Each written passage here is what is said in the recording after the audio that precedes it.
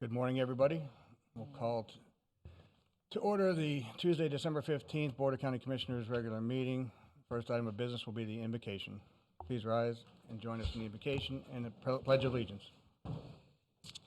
I invite you to join with me if you're willing. Heavenly Father, as we wrap up 2020 and look forward to a new year, it is easy to focus on the negatives, especially this year. But we have blessings that we need to count too, and they are many when we pause to consider them. And so we give thanks for the good work that's been done this year. Healthcare workers, first responders, and essential workers stepping up to keep our community safe and operating during a pandemic. Amazing partnerships for child care and to push CARES Act funding out into the community.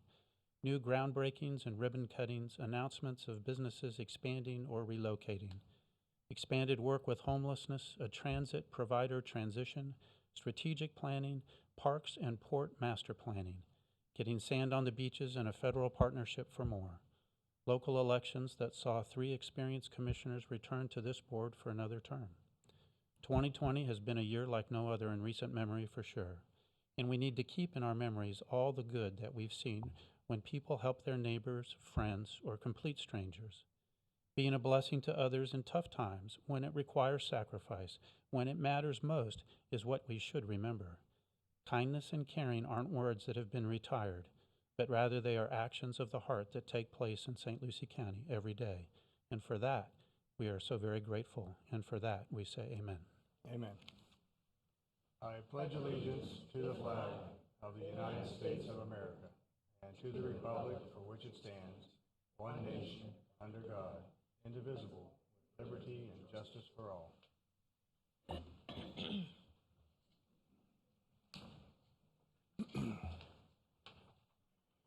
Before we get on to public comment, I just want to, for those who are just tuning in for the first time, you're seeing the dais a little different than you may have in the past. Of course, we are following CDC guidelines and maintaining our social distance and making sure that you also can hear the board clearly rather than through our masks. It's an opportunity and attempt to give you the best possible information and the safest for each of us as well as you. That said, next item of business will be the public comment. Anyone wishing to address the board on any item that may be not a public hearing, those will be heard at that time. Anyone wishing to address the board? We see somebody coming to the podium. Be sure to give us your name. Thank you.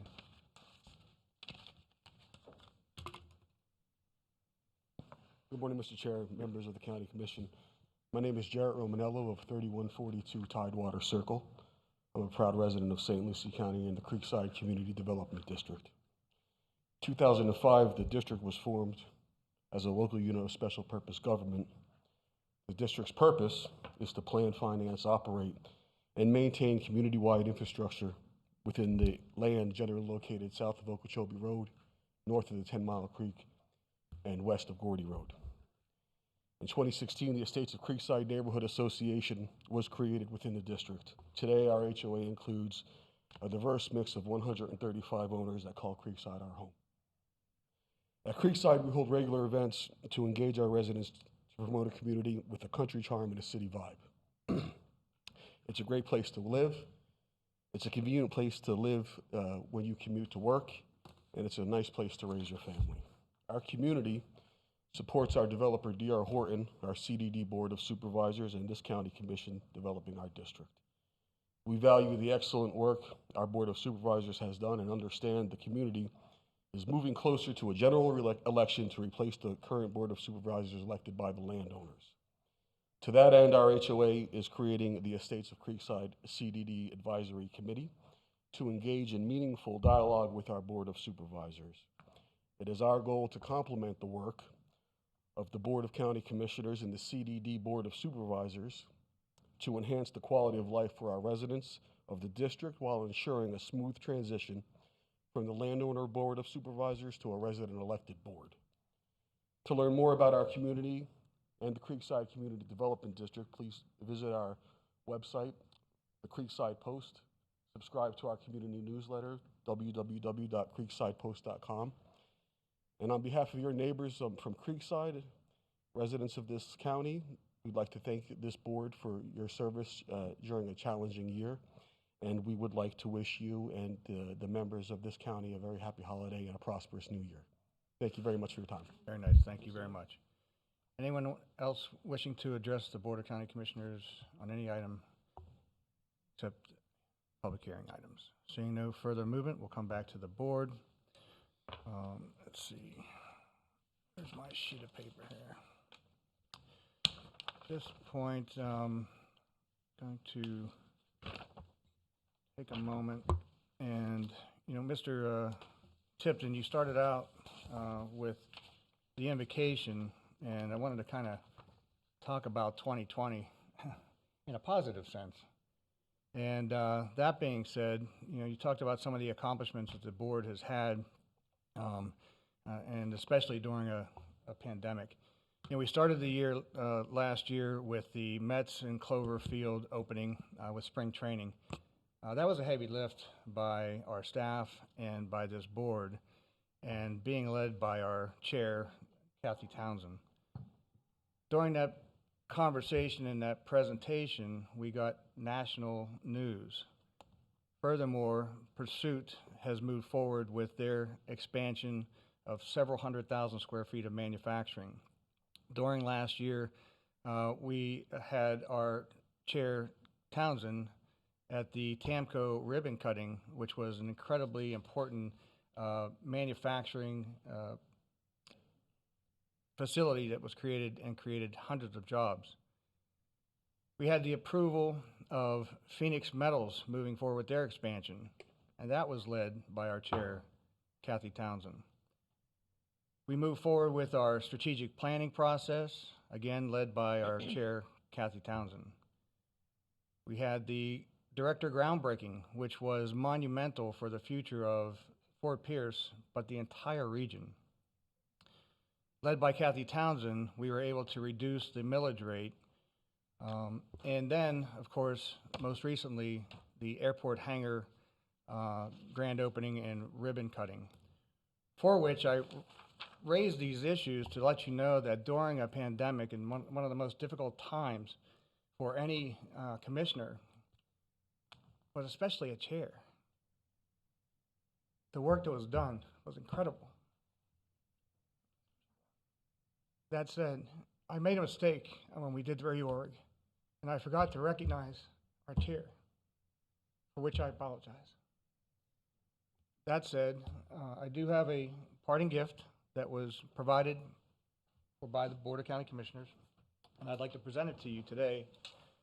Again, I apologize for its late arrival, but this is a photograph of the actual hangar and the airplane that was outside when we did the ribbon cutting, for which I'd like to ask you to please rise and give a round of applause, standing ovation for our chair, Kathy Townsend, for the 2020 effort.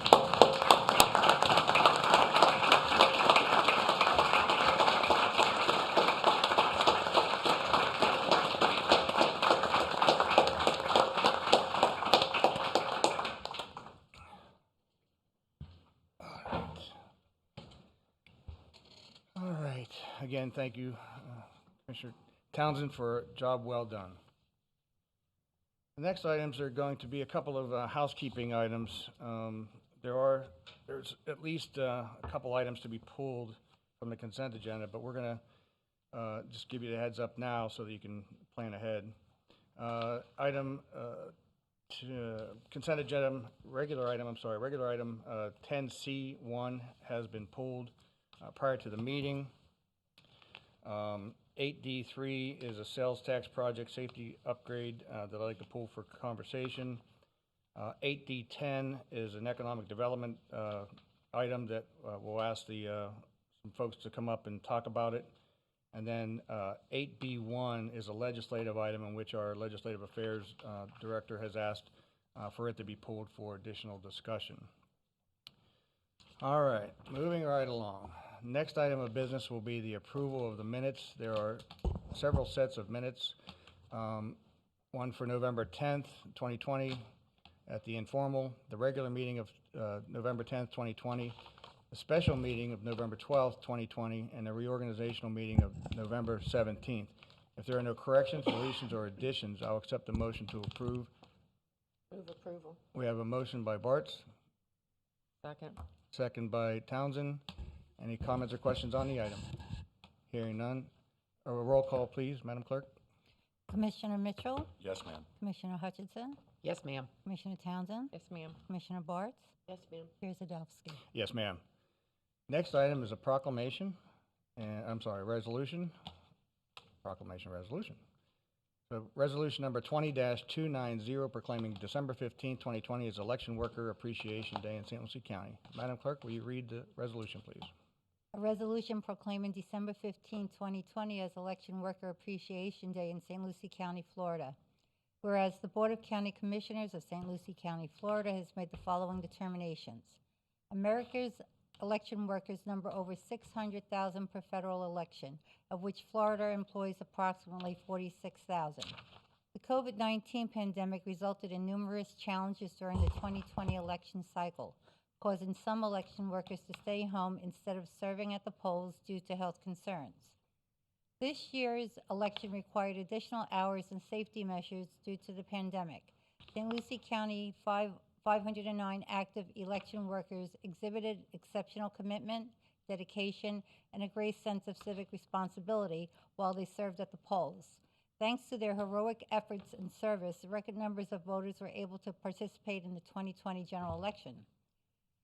To conduct an accessible, safe, and secure election requires the work of hundreds of experienced and first-time election workers in neighborhood and communities who join together, work as a team, and play the crucial role in helping voters safely and securely vote at the polls in St. Lucie County.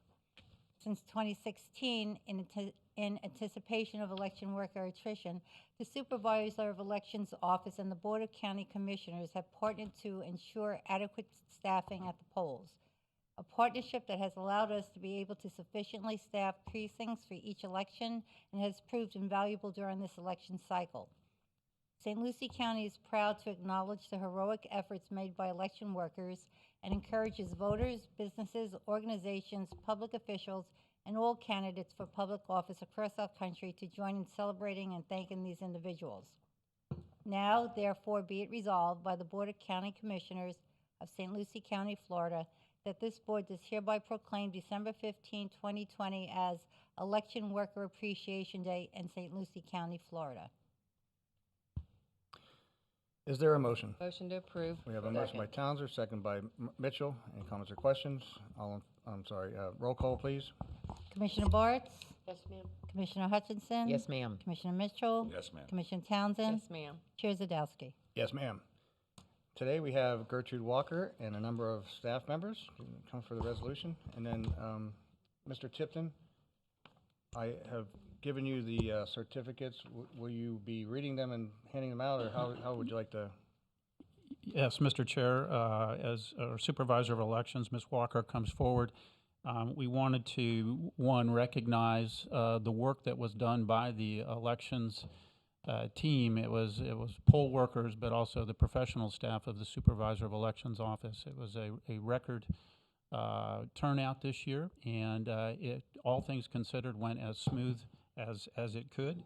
And we wanted to also highlight the fact that we have a partnership with our employees, and during the election process, we encourage our employees, if they can, to be a part of that poll worker team. And so we have 4 employees this morning, and Ms. Walker has the certificates to give to them. That is Sean Hart, Stacy Parakis, Regina McCants, and Ingrid Vanavost. Those are 4 employees that are here this morning to be recognized as part of this elections team. Ms. Walker.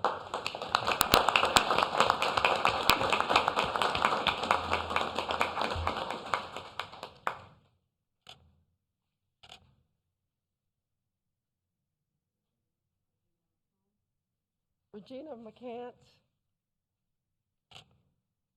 Thank you, Regina.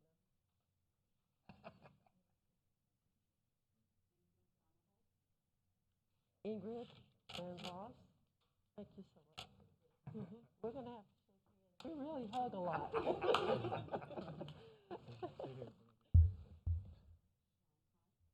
Sean, thank you so much. Really appreciate it. I'm gonna give you.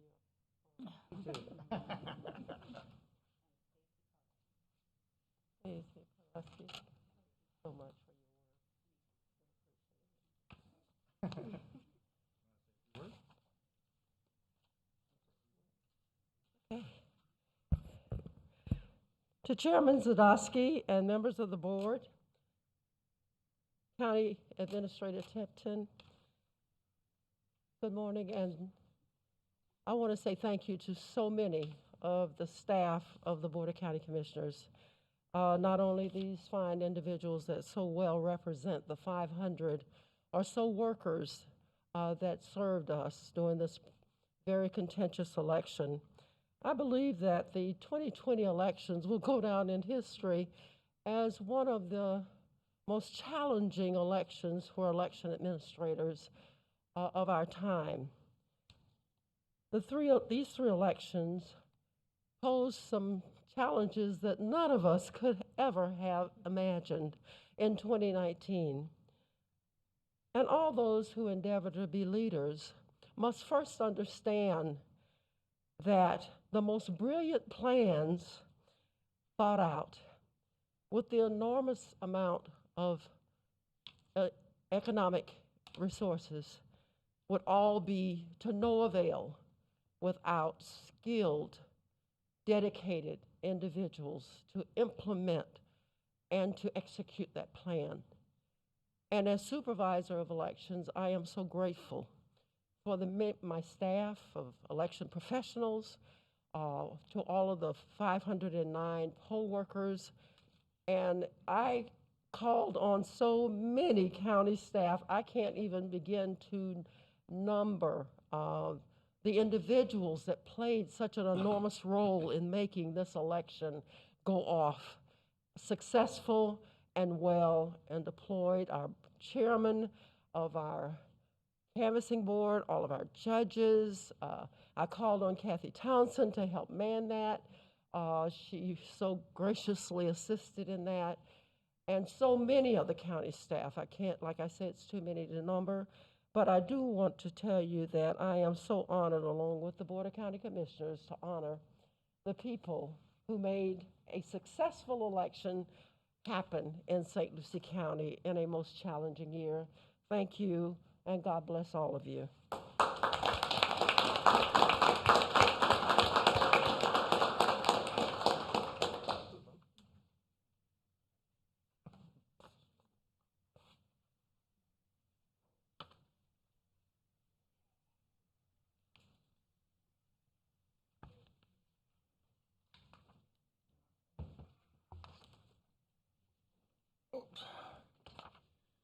Okay, let's get the glasses back on. Next item of business, there are no presentations. Next item is the consent agenda. Any commissioner wishing to pull an item for separate vote or discussion that has not already been pulled? Hearing none.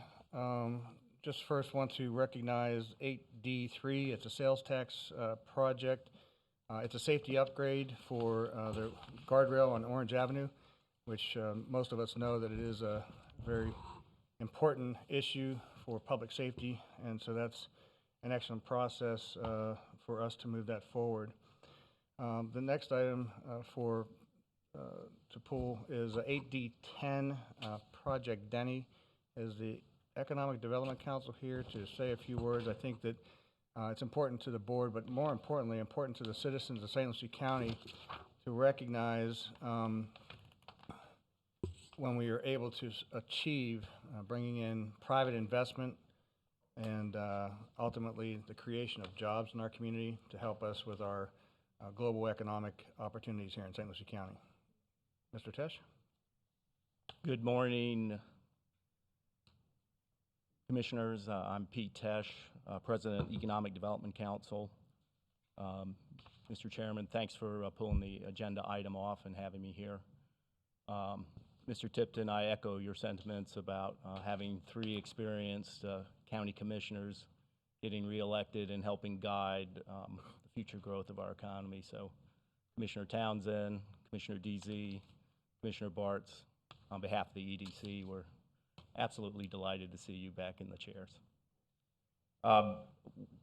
What economic development project would not be the same without a PowerPoint presentation, correct, Chairman?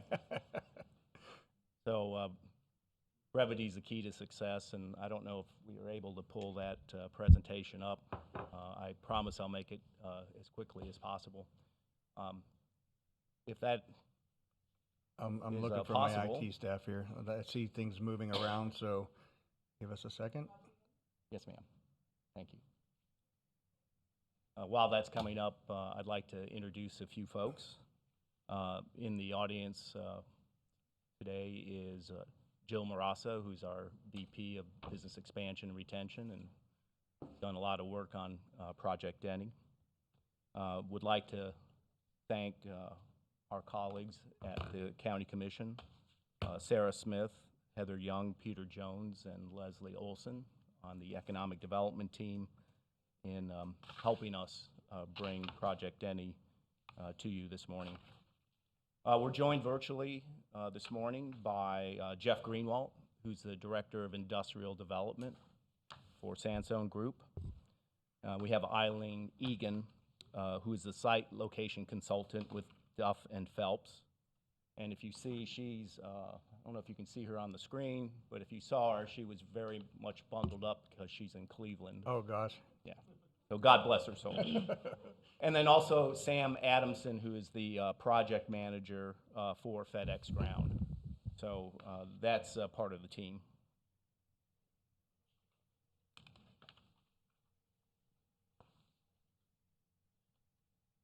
Forgive me for my technology transgressions here. Well, if you just tell our IT professionals, you can probably turn the page for you. Okay. I guess I wasn't strong enough to push the button. Oh, look at that.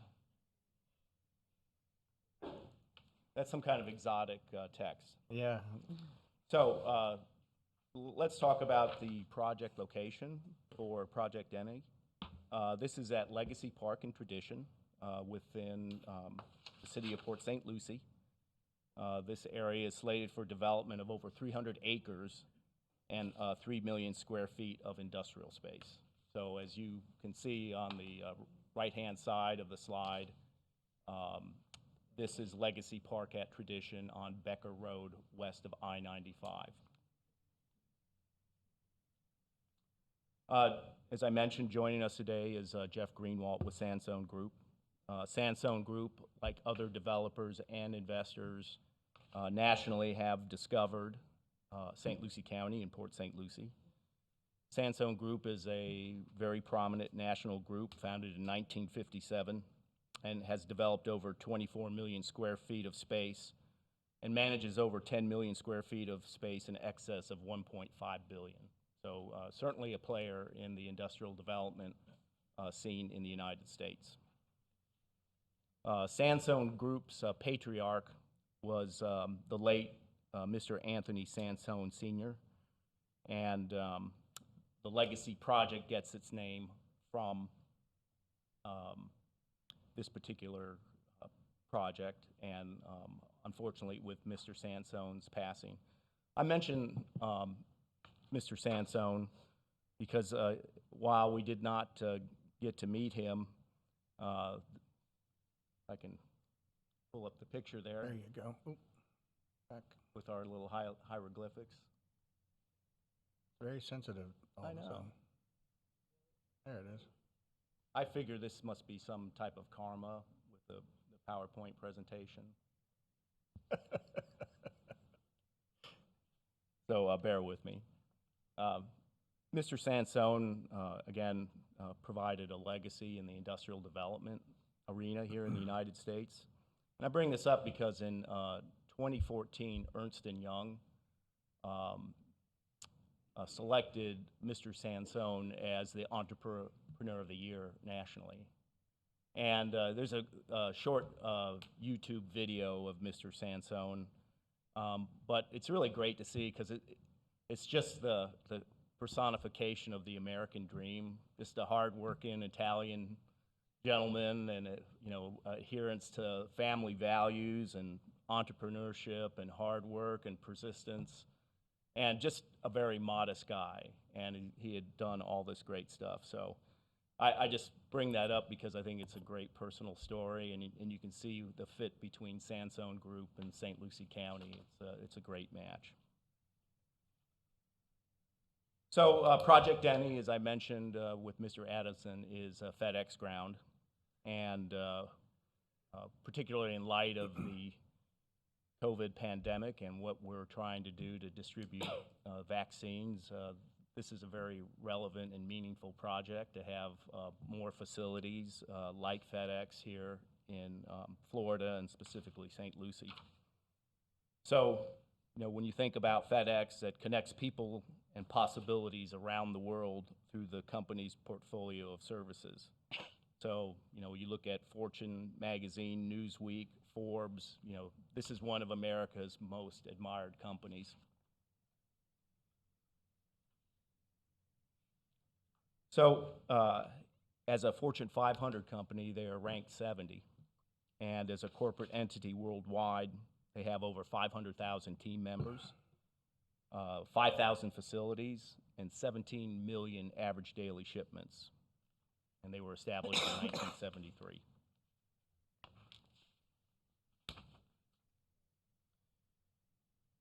Regarding the ground service segment of FedEx Ground, there's 600 facilities across the United States. There's 15 hubs.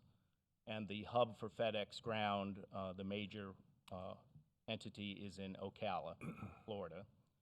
FedEx Ground was established in 2000. It has 165,000 team members, 11,000 average daily shipments, and 80,000 vehicles.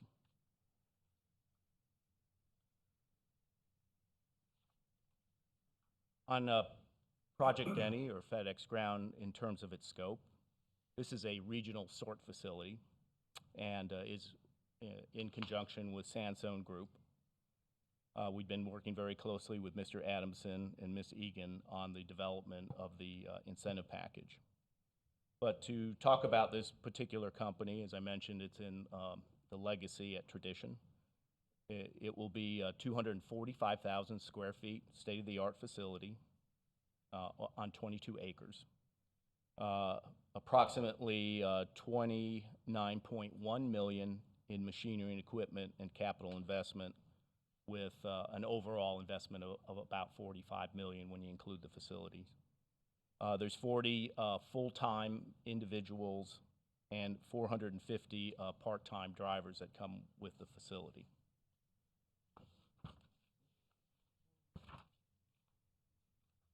On the economic impact analysis, we performed a basic economic impact research study using the M-Plan model. And in your package, not being able to go through all the details, but two things, the construction element and then the operation itself in terms of overall output and job creation. The actual construction of the facility will have a one-time sales output of over $24 million. And when you include direct and indirect and induced jobs on the construction side, we have about 253 jobs. So on the annual operations, annual recurring payroll once the facility's up and running is $2.6 million. When you include just the direct full-time FTEs at 40, there's induced and indirect jobs of another 19. So about 59 to 60 jobs that will be created just on the FTEs alone.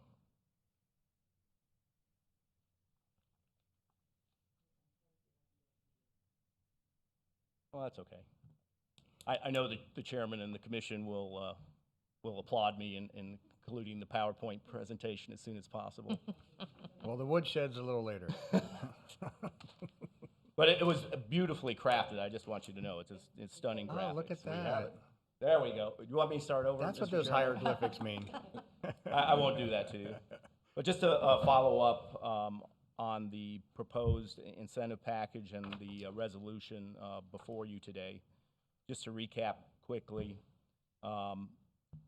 40 full-time jobs, well over the 107% average earnings per worker here in St. Lucie County. You see the average wage of $49,000, which is actually 124% of our average earnings per worker. Capital investment of $44 million. Last Monday, December 7th, we went in front of the city of Port St. Lucie, and the city council approved the ad valorem tax exemption, impact fee mitigation, and also expedited site plan review for this project, which we hope will commence immediately in 2021, first quarter. So at least for the discussion this morning, we would also like to offer up the ad valorem tax exemption to match the cities for this package. And this would be the standard ad valorem and tangible personal property tax exemption that we've done for other new and expanding industries. So, Mr. Chair, I'll stop right there. Again, we appreciate the time. I don't know if we have the technological capabilities to have Mr. Adamson or Mr. Greenwald make a couple of comments. I'd like to offer that up. So before that could happen, wanted to see if our colleagues virtually had any comments for the commission. All right. Sam, good morning, sir. Good morning and welcome. Can you hear us? Sam? Sam, you are muted. Do we have connection? They can see us, we can see you. Jeff, can you hear us? Yes, I can hear you fine. Why don't we start out with Jeff Greenwald with Sandstone Group. Good morning, Jeff. Thanks for joining us. Good morning, Pete.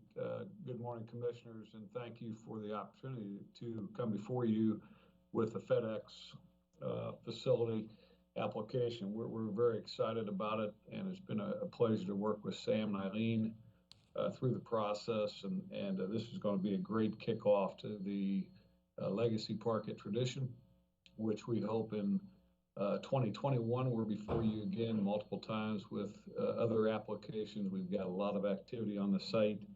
Very, very excited about it. The city, county has been fantastic to work with, from Jill and Pete and the EDC, the mayor, the town manager, Wes, Elijah, the whole team. It's just been remarkable, and we're excited about our investment in Port St. Lucie, and really looking forward to 2021 ahead. Thank you. Thank you and welcome. Sam, do you want to chime in from FedEx? Sam, can you hear us? I don't think Sam can hear us. Are you there, Sam? So 2020 continues. I don't know if Eileen, can you hear us? Good morning. Yes, I can hear everyone. Sam had been muted. I'm not sure if he got muted. But the video is pausing, so maybe that's part of why Sam can't connect. But if you can hear me, I just want to say thank you very much. Sam's speaking now. Go ahead.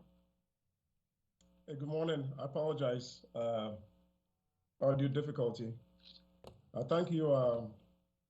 And FedEx is really excited to be with you this morning, and we're excited to really launch, or rather present our project. And we thank you, and we look forward for the support on this project. And thank you. Thank you, Sam, and welcome to St. Lucie County. We hope to see more of you. Absolutely. Thanks. Very good. Any questions of these fine folks that are in virtual world? Hearing no questions, back to you, Peter. Pete? Thank you, sir. Again, on behalf of the EDC, we're delighted to be in front of you. We're here to answer any questions that you may have about the project, and we appreciate your ongoing support and for economic development, and developing this fine county even more. Great. Any questions of Mr. Tisch? Hearing none, I have a couple. We go through this all the time. When we do these tax abatement programs, these are not cash giveaways. These are basically reimbursement opportunities in which a private company or investor invests X amount of dollars prior to receiving any benefit. Those investments, in this case, $44+ million, would not be coming to St. Lucie County if these tax abatements were not offered, or I should say, this project wouldn't come probably. And so that's really important for the residents to understand. We have a tool in our toolbox in which we are able to compete with other counties, not only around the state, but around the country when we're trying to attract different businesses. And the tax abatement is a public approved, taxpayer approved, voted in tool that we use. So it's important to understand that that's how important these types of things are. And then the other is that when the taxes come in, it's simply the county and city taxes that are not collected. However, all of the other elements for school district, et cetera, are collected. And that's also a huge benefit to our community. So I think it's important to always raise that issue, to say these are not cash giveaways. They're just not. And the job creation grants are also reimbursable based on actually functioning and getting those jobs placed. So 253 jobs throughout the process, plus that which will come. The economic input will be incredibly great for St. Lucie County. What's really important here too, and it doesn't get talked about very much, and that's the city of Port St. Lucie and St. Lucie County's cooperation in trying to bring these types of things forward. Although there's two entities, it's a three-legged stool really, because if we don't have the tax impact fee, the tax credits, the tax abatement, and also it should be known that St. Lucie County has provided over $55 million in impact fee credits for this region alone, $55 to $60 million. So when we do impact fee credits, that's for like real cash to the county. So those types of elements are actually very important for these developments in Port St. Lucie. So St. Lucie County has supported the economic driver that Port St. Lucie wants to be. And so I think it's important to know that we are and have been incredible partners, whether it be TAMCO, Oculus, any of the other manufacturers that you brought to the community. So I think it's really important to always recognize the relationships that Port St. Lucie and St. Lucie County have had for the greater benefit of the entire county. So that said, I'll finish my diatribe. Commissioner, I couldn't add anything that was very articulate. I would add, just so the public knows, is that the NCDS, National Community Development Services, did an economic research paper on St. Lucie County economic development projects from 2017 to 2019. There were 25 new and expanding industries that you all helped us either expand or relocate here.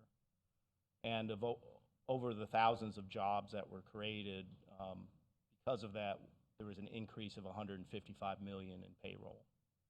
So while some of these modest business assistance and incentive programs may sound large, the important thing is that the overwhelming economic growth that's generated from these projects, again, the idea and the primary objective here is to create sustainable jobs for our families and residents, and you all are doing that. Yep. So thank you. It's as we put the lid on 2020 and we look forward to a brighter 2021, things like this, policy actions like you're taking this morning, are directly benefit our families and residents. So again, thank you on behalf of the EDC for making it happen. Thank you, Mr. Tisch. Thank you, Jill, wherever you are. I see you out there, Joe Marassa, and the EDC and all of its members for their support. We'll close up this item. Thank you again for presenting and giving us this great information. What's also important for us as the Board of County Commissioners, we have focused on manufacturing, intermodal distribution as a focal point. There was a time when St. Lucie County only was really focused on rooftops, retirees, and tourism. Well, we know that based on the recession, that stool no longer sits very well. We had to diversify our economic base so that we could have a annual 12-month-a-year economy. And these manufacturing jobs, such as this and intermodal distribution, are clearly helping us keep our unemployment levels down, as what you're seeing in our community today, even with the pandemic. When I took office in 2008, we had 17% unemployment. And so here we are in a pandemic, and we're only at 5.7%. And it has largely to do with the vision of this board and previous boards to go into the manufacturing intermodal distribution realm to have sustainable jobs, as you stated. So that, Mr. Tesh, thank you very much for your presentation and time. Thank you to our folks in virtual world. We appreciate you. We welcome to St. Lucie County and look forward to seeing you very soon in the near future, right here in terra firma. Thank you. Absolutely. Thank you, everybody. Thank you. Mr. Chair, could you Yes, ma'am. entertain a motion to accept, please? Or would you want to just roll it all together in the Well, I think that we've already been focusing on this one here Okay. for a while, and I think it needs to go separate. I appreciate that. We have a motion by Hutchinson. Is there a second? Second by Townsend. Any comments or questions on the item? Hearing none, please call the roll. Commissioner Bartz? Commissioner Mitchell? Yes, ma'am. Commissioner Townsend? Yes, ma'am. Commissioner Hutchinson? With great excitement, yes, ma'am. Chair Zadowski. Yes, ma'am. Thank you very much. The next item that we pulled for discussion is 8B1 legislative. Nicole is here to ask for information from the board prior to moving this forward. Nicole Fogarty, good morning. Yes, sir. Thank you, Mr. Chair, Commissioners. I included in your packet today a list of our St. Lucie County appropriation requests, and so I'm looking for some direction on our enlisting and priority order. As you know, this coming legislative session is going to be quite tight when it comes to the state budget, so we should be able to put our appropriation requests conservatively, looking at them, the match on them, the projects that are important to us and what we would like to implement, and that priority we'll take to Tallahassee and hopefully get it funded this year, given the tight restraints this year. So in your packet, you received a one-pager, which just goes over the 4 appropriation requests that we have. I apologize, I'm sorry. The 4 appropriation requests that we have. The first one is the North Hutchinson Septic to Sewer Conversion Project. We are asking for $1 million. This one will transfer 532 septic systems from septic to sewer. The next one is the Treasure Coast International Airport Scrub Jay Habitat for $600,000. That one will allow us to implement what is called a habitat conservation plan, which will assist us in development at the airport when pulling permits on a piece of land that has the protected species scrub jay on it. The Veterans Assistance Center, this is something that's actually, we have, you as a board has been pushing as a #1 priority here locally, and this will help it fully fund the project and get it going for this coming fiscal year. So we are asking for $875,000 for that project. The next one is the McNeil Multifamily Residential Project. This one we're asking for what is called our local government contribution to the Florida Housing Finance Corporation on behalf of the development.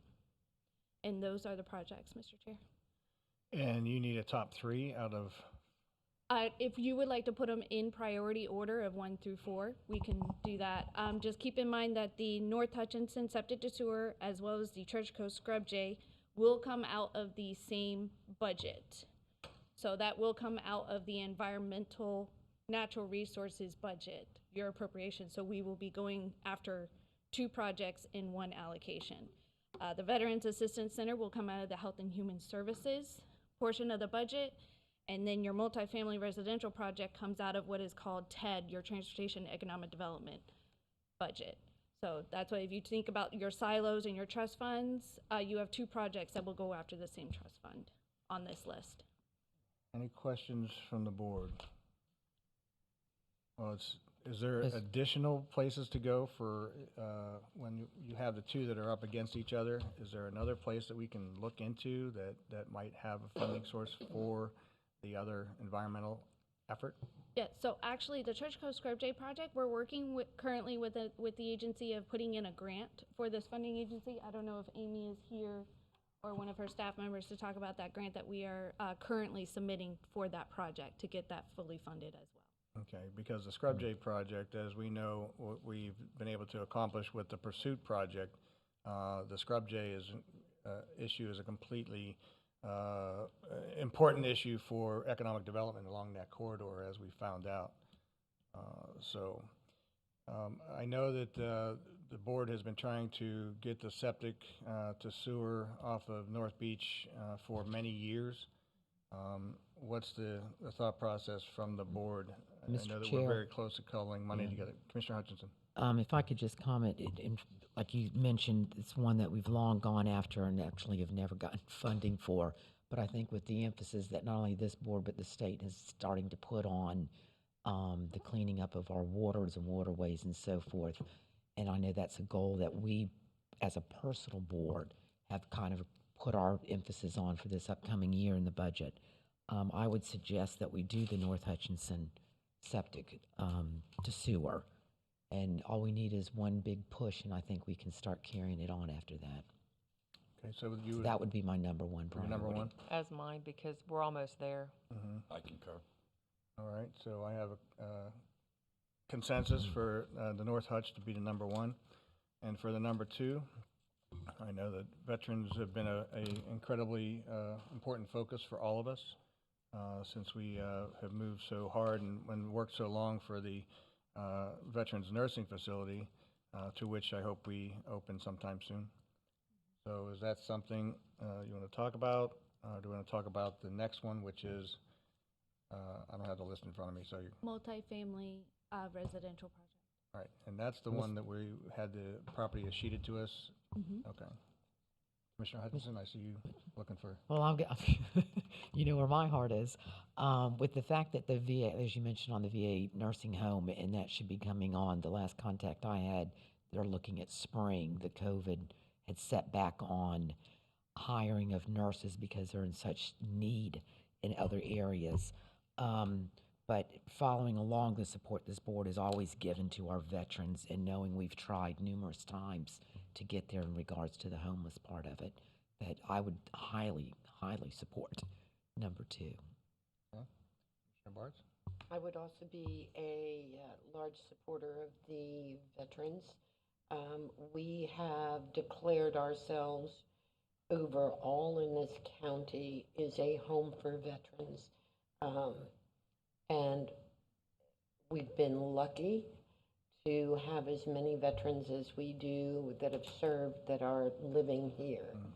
So I also would be in support of doing the veterans as number two. Great. Commissioner Townsend? I agree, and I think we need to follow up with the multifamily center as number 3, because that's also housing and helping our veterans, and is the first element of where my vision is going and has been for the homeless shelter. So I would support that, along with number 3 being the multifamily center. Commissioner Mitchell? I concur with Commissioner Townsend. I had written down veterans and homeless and then multifamily number 3, so I concur. All right, I hear a number 3 being entered in. I think we all agree on the veterans. That's something we've all focused on. And then for number 3, for the multifamily, for number 3, is there consensus? I got 2, 3. All right, we have consensus on number 3. And then, of course, the 4th would be the Scrub Jay going, and hopefully going after another pot of money. Yes, sir. All right. You want a Thank you. separate motion for that? Do you need a motion or just consensus? I have a consensus, sir. Okay. All right, we have a consensus. Well, let me just look over to our attorney. Does it help if we do a motion? I don't think it would hurt because the board did vote. I think it's just simply move as indicated, and with the septic to sewer number 1, the veterans number 2, multifamily 3, and the Scrub Jay 4. Okay, Commissioner I'll Townsend. make a motion to approve. Second. We have a motion by Townsend, second by Bart. Any comments or questions on the item? Please call the roll. Commissioner Mitchell, Yes, ma'am. Commissioner Hutchinson, Yes, ma'am. Commissioner Bartz, Yes, ma'am. Commissioner Townsend, Yes, ma'am. Chair Zadowski. Yes, ma'am. Thank you very much, everybody. It's been an interesting morning and a lot of good conversations in regard to this. That's all the items that were pulled for comment, discussion, or separate vote. So at this time, I'll entertain a motion for the rest of the consent agenda. Motion Move to approve. approval. We have a motion to approve Second. Hutchinson, second by Bartz. Any comments or questions on the item? Hearing none, please call the roll. Commissioner Mitchell, Yes, ma'am. Commissioner Townsend, Yes, ma'am. Commissioner Hutchinson, Yes, ma'am. Commissioner Bartz, Yes, ma'am. Chair Zadowski. Yes, ma'am. And just for those of you who may have watched the last meeting where I was taking a roll call, but I was actually taking a voice vote. It's been indicated that due to our presentation on Facebook and streaming, and some folks that are on the line by phone, it was important to have roll call votes so that those listening who may not be seeing what's going on can have a better understanding of who's speaking at what time. So that's why we've gone to the roll call vote, just to follow up on that. And as soon as I get my computer back, next item is going to be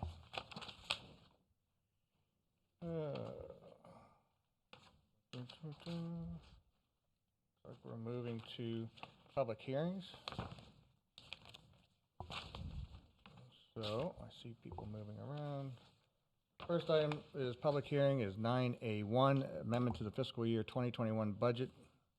And I see Jennifer. Hi, long time no see. Hello, good morning, Chair, Commissioners. For the record, my name is Jennifer Hill, Management and Budget Director. This item is an amendment to the fiscal year 2020-2021 budget. With the fiscal year 2019-2020 complete, staff has calculated the actual beginning balances of the numerous county funds. We are recognizing additional balance forward that was not appropriated in the fiscal year 2020-2021 adopted budget. We're adjusting beginning balances and adjusting interfund transfers related to these balances.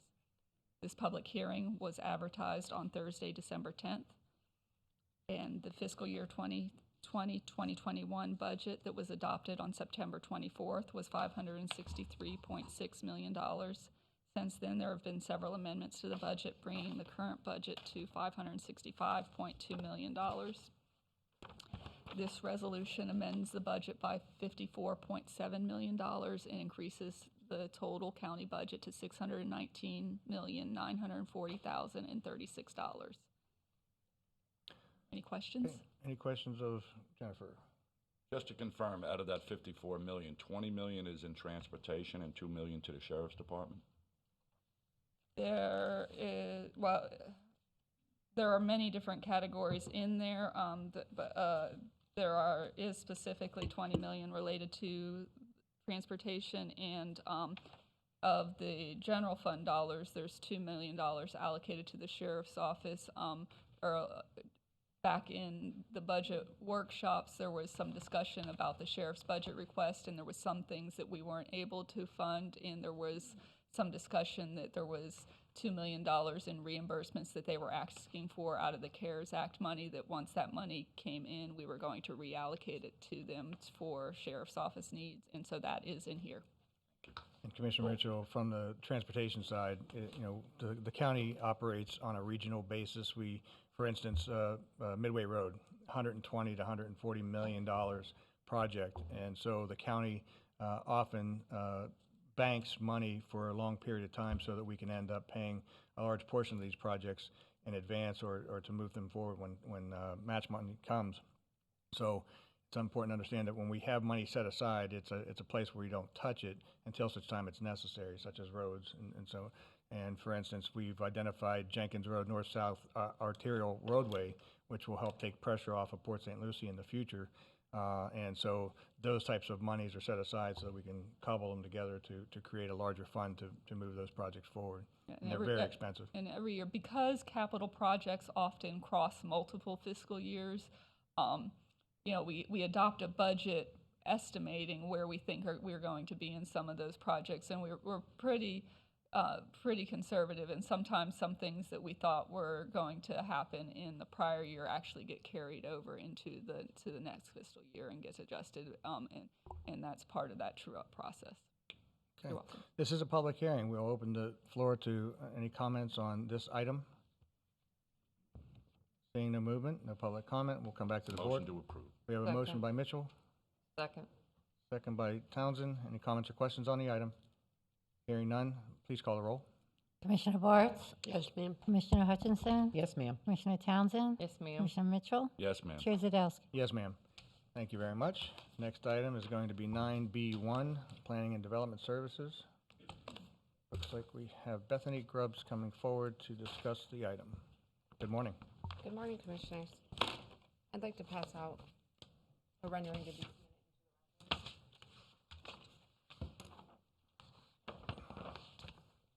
Have it already. Yeah.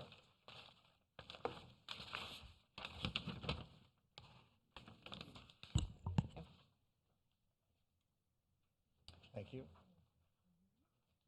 Good morning, Mr. Chairman and Commissioners. For the record, Bethany Grubbs with the Planning Department, presenting this petition on behalf of Egal Zakoden and Seaglass Ocean Drive Development, LLC, for a major adjustment to the Taylor's Code planned unit development to be known as Ocean Glass PUD. This is a quasi-judicial public hearing.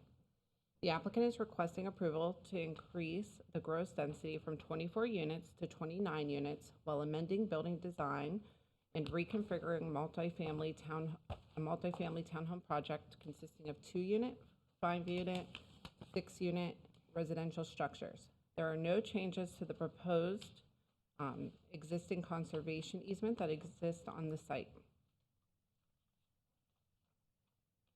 In accordance with the public notice requirements outlined in Section 110003 of the Land Development Code, public notice was advertised in the St. Lucie News Tribune on December 4th. A sign was placed on the property and mail notices were sent out to the surrounding property owners within the 500-foot radius requirement. This is an aerial perspective of the property, and the area outlined in red indicates the subject parcel.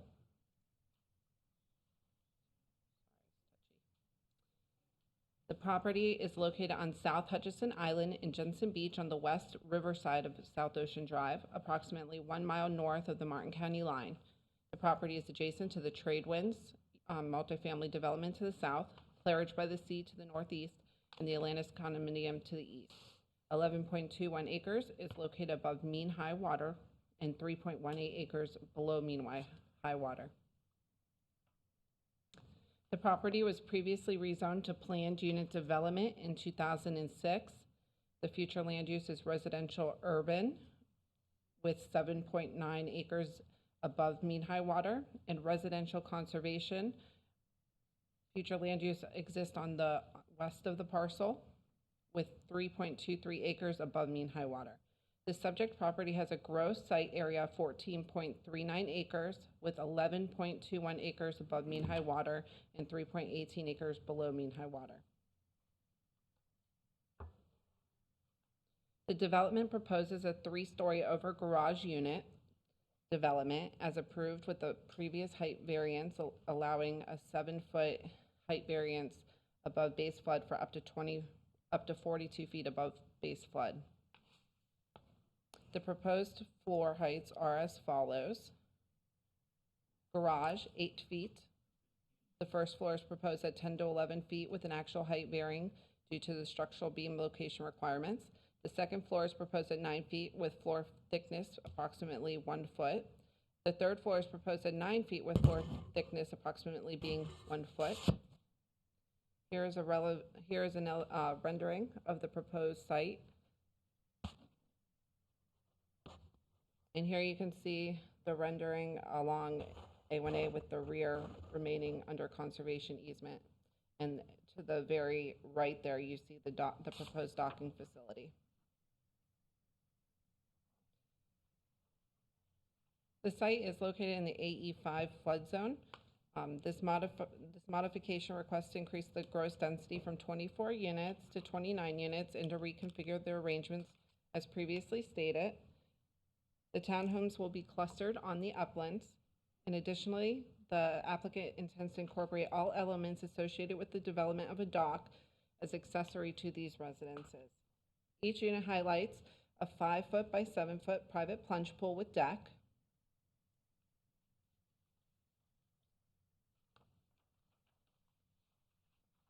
and the site proposes parking to be provided between the combination of driveways and garages, with an extra 3 stalls designated as guest parking, and is provided central to the site. Each unit is designed to provide up to 4 parking spaces per unit, up to 2 in the garage and 2 in the driveway. No significant capacity-related improvements are needed as a result of the site plan modification. The estimated total trip generation for the 29-unit development is 158 annual average daily trips, with 9 a.m. and 12 p.m. peak trips. Florida Department of Transportation has approved this request. The site contains a series of dry detention ponds that allow for cleaning before outfalling to the west. And here you can see the dry detention, and it outfalls to the west. This diagram highlights the proposed eastern buffer along A1A. Here you can see that the proposed retaining wall and then the fence on top of the retaining wall, and it's lined with trees and hedges that abut the proposed sidewalk along A1A. Just to highlight a few of the changes, in addition to some conditions of approval, Taylor's Cove PUD was originally approved in 2006, and it consisted of 24 units and 11 buildings. Ocean Glass PUD is proposing 29 units in 9 buildings. The proposal is under the allowable density based off the future land use designation of 41 units. In September, the Board of Adjustment approved the height variance to allow a maximum building height of 42 feet. Since the prior Taylor's Cove approval, there was approximately a 6-foot in width landscape buffer along A1A. This plan is increasing that buffer width to the full 15 feet.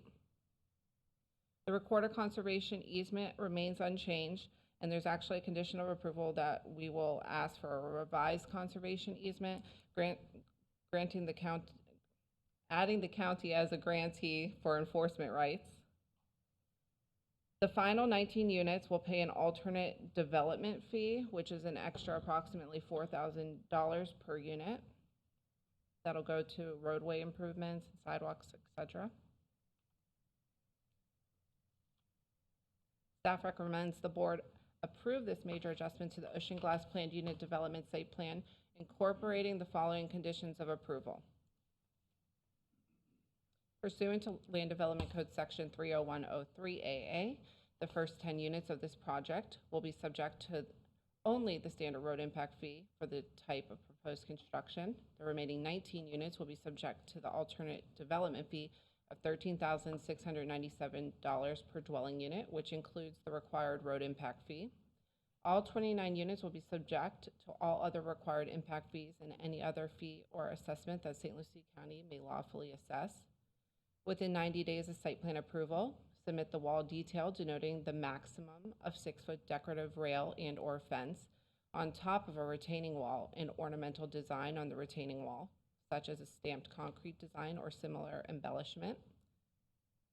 Prior to issuance of a site development permit, the unmanned restricted access gate shall be removed, or it shall be demonstrated that a virtual manned application will be feasible. Utilization of the eastern beach access amenity will require a site plan adjustment and demonstrate safe pedestrian access. Prior to the issuance of a certificate of occupancy, each swimming pool shall comply with Land Development Code Section 80005 and be completely enclosed with a fence or wall at least 4 feet high and constructed as to not be readily climbable by small children, and demonstrate compliance with the Florida Building Code 2017 life safety requirements. The proposed docking amenity will be exclusively utilized as accessory to the single-family homes within the subdivision. The elements of the dock shall not include auxiliary services of a marina, such as a fuel facility, sewage pump-out station, commercial land-to-water boat hoist, etc. A condition of final development order shall be approval by the Board of County Commissioners of a plat conforming to this site plan and the provisions of this section. Prior to issuance of a site development, I apologize, this is a duplicate comment. Under the Environmental Resources Division, we have prior to issuance of a vegetation removal permit or exemption, the applicant shall provide a revised conservation easement and with the addition of St. Lucie County as the grantee with enforcement rights.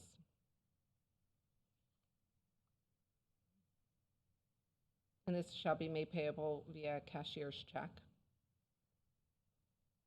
Prior to issuance of a vegetation removal permit or exemption, the developers, their successors or assigned, shall submit an erosion control plan and conduct a pre-construction meeting with construction personnel and ERD staff to verify vegetation and preserve area protection measures have been installed. Prior to the issuance of the vegetation removal permit or exemption, listed species surveys, including but not limited to gopher tortoise surveys, shall be updated as required per state and federal survey protocol. Should any of the listed species be found as a result of the updated surveys, appropriate permits from state and federal agencies shall be required. And prior to issuance of a certificate of occupancy, all Category 1 listed invasive species shall be removed. And then the Public Works has the following condition of approval: that prior to issuance of a site development permit, a revised site plan is needed to be submitted presenting an increased driveway length of 20 feet for each unit. The length shall be measured from the garage to the edge of the valley gutter. That concludes my presentation today. Staff, the applicant, various staff departments are available to answer any questions or concerns you may have. I have a question. Question, Commissioner Townsend? Generally, our public hearings, and especially on developments, are held in the evening, and this is being held in the morning. So I would like for there to be an explanation to the residents as to why we're having it in the morning instead of our regular scheduled evening. Commissioner, I can offer clarification. Sure. There was a demand to have this project before you before the end of the year by the applicant, and they requested special approval via our county attorney and the chair. Okay, thank you. And also, is this quasi judicial? We need to disclose if we've spoke to anybody? Yeah, I was getting to that. Oh, okay, Yeah, sorry. that's okay. I just So didn't- you want to lead? You want to lead that charge? I've only talked to staff and a couple of the residents on the island. Okay. Staff. Staff. Staff, and I did get an email from the gentleman standing at the podium, Mr. Dennis Murphy. Thank you. Okay. Yeah, so the request did come in for this, and because of its urgency, so to speak, and we do know that there are a number of neighbors that actually can make these early morning meetings or the 9 o'clock meetings. So I took that into consideration when deciding to move that forward. Any other questions of our staff? Any questions of Mr. Murphy before we open it to public comment? Oh, by the way, yeah, I said, no, I already gave you my quasi. All right, we'll come back to you when we hear public comment. Or do you want to say something now? Well, I was just going to follow up and give a quick presentation. Sure, go ahead. Then, go from there. For the record, my name is Dennis Murphy. I'm with the firm Culpeper Interpreting here in Fort Pierce. I'm here representing the Ocean Glass Development Project. First of all, I want to say thank you, Mr. Chairman, Commissioners, for allowing us to appear at a daytime meeting. We did have a critical financing issue that had to be taken care of in this calendar year, so we appreciate coming forth. We do feel, as we said, that people know about the project, so and it is location for the reasons aforementioned. Mr. Chairman, staff gave a pretty good presentation. This is a simple major adjustment to an existing development plan. We're adding a few more units to it. You've seen the site plan in front of you. I'm here to entertain any questions you may have about the site design, site layout, or site questions into it. We can come in and address the various conditions of approval. I do need one point of clarification, if I could, please. In the agenda packet, the approval resolution for this included a extra exhibit that did not seem to apply to us. I just want to confirm for the record that that exhibit, Exhibit C, which is in the agenda packet online, is not a part of the final approval resolution for this project.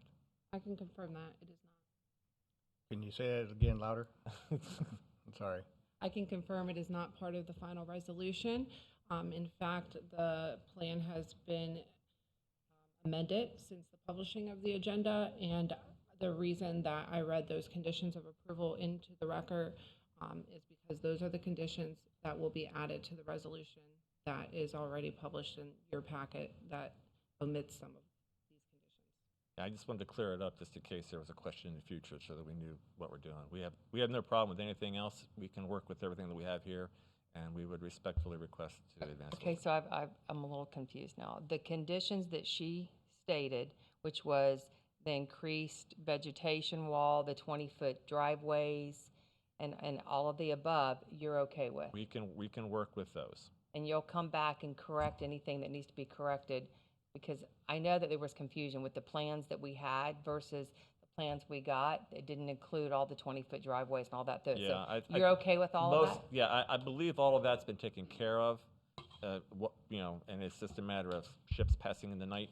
So everything will be lined up and done properly, and it'll all be reflected on the final plat documents that come back to you probably after the first of the year. And I'm not saying that there's an issue with having it this morning. I just need to clarify because our stuff like this is always done at night, but I think it's important because people watch these meetings, that for them to understand that in order to get this through because of the time sensitivity of it, that's why it was bumped up to the day. So I'm just clarifying that for the residents. It's not that I have a problem with it personally.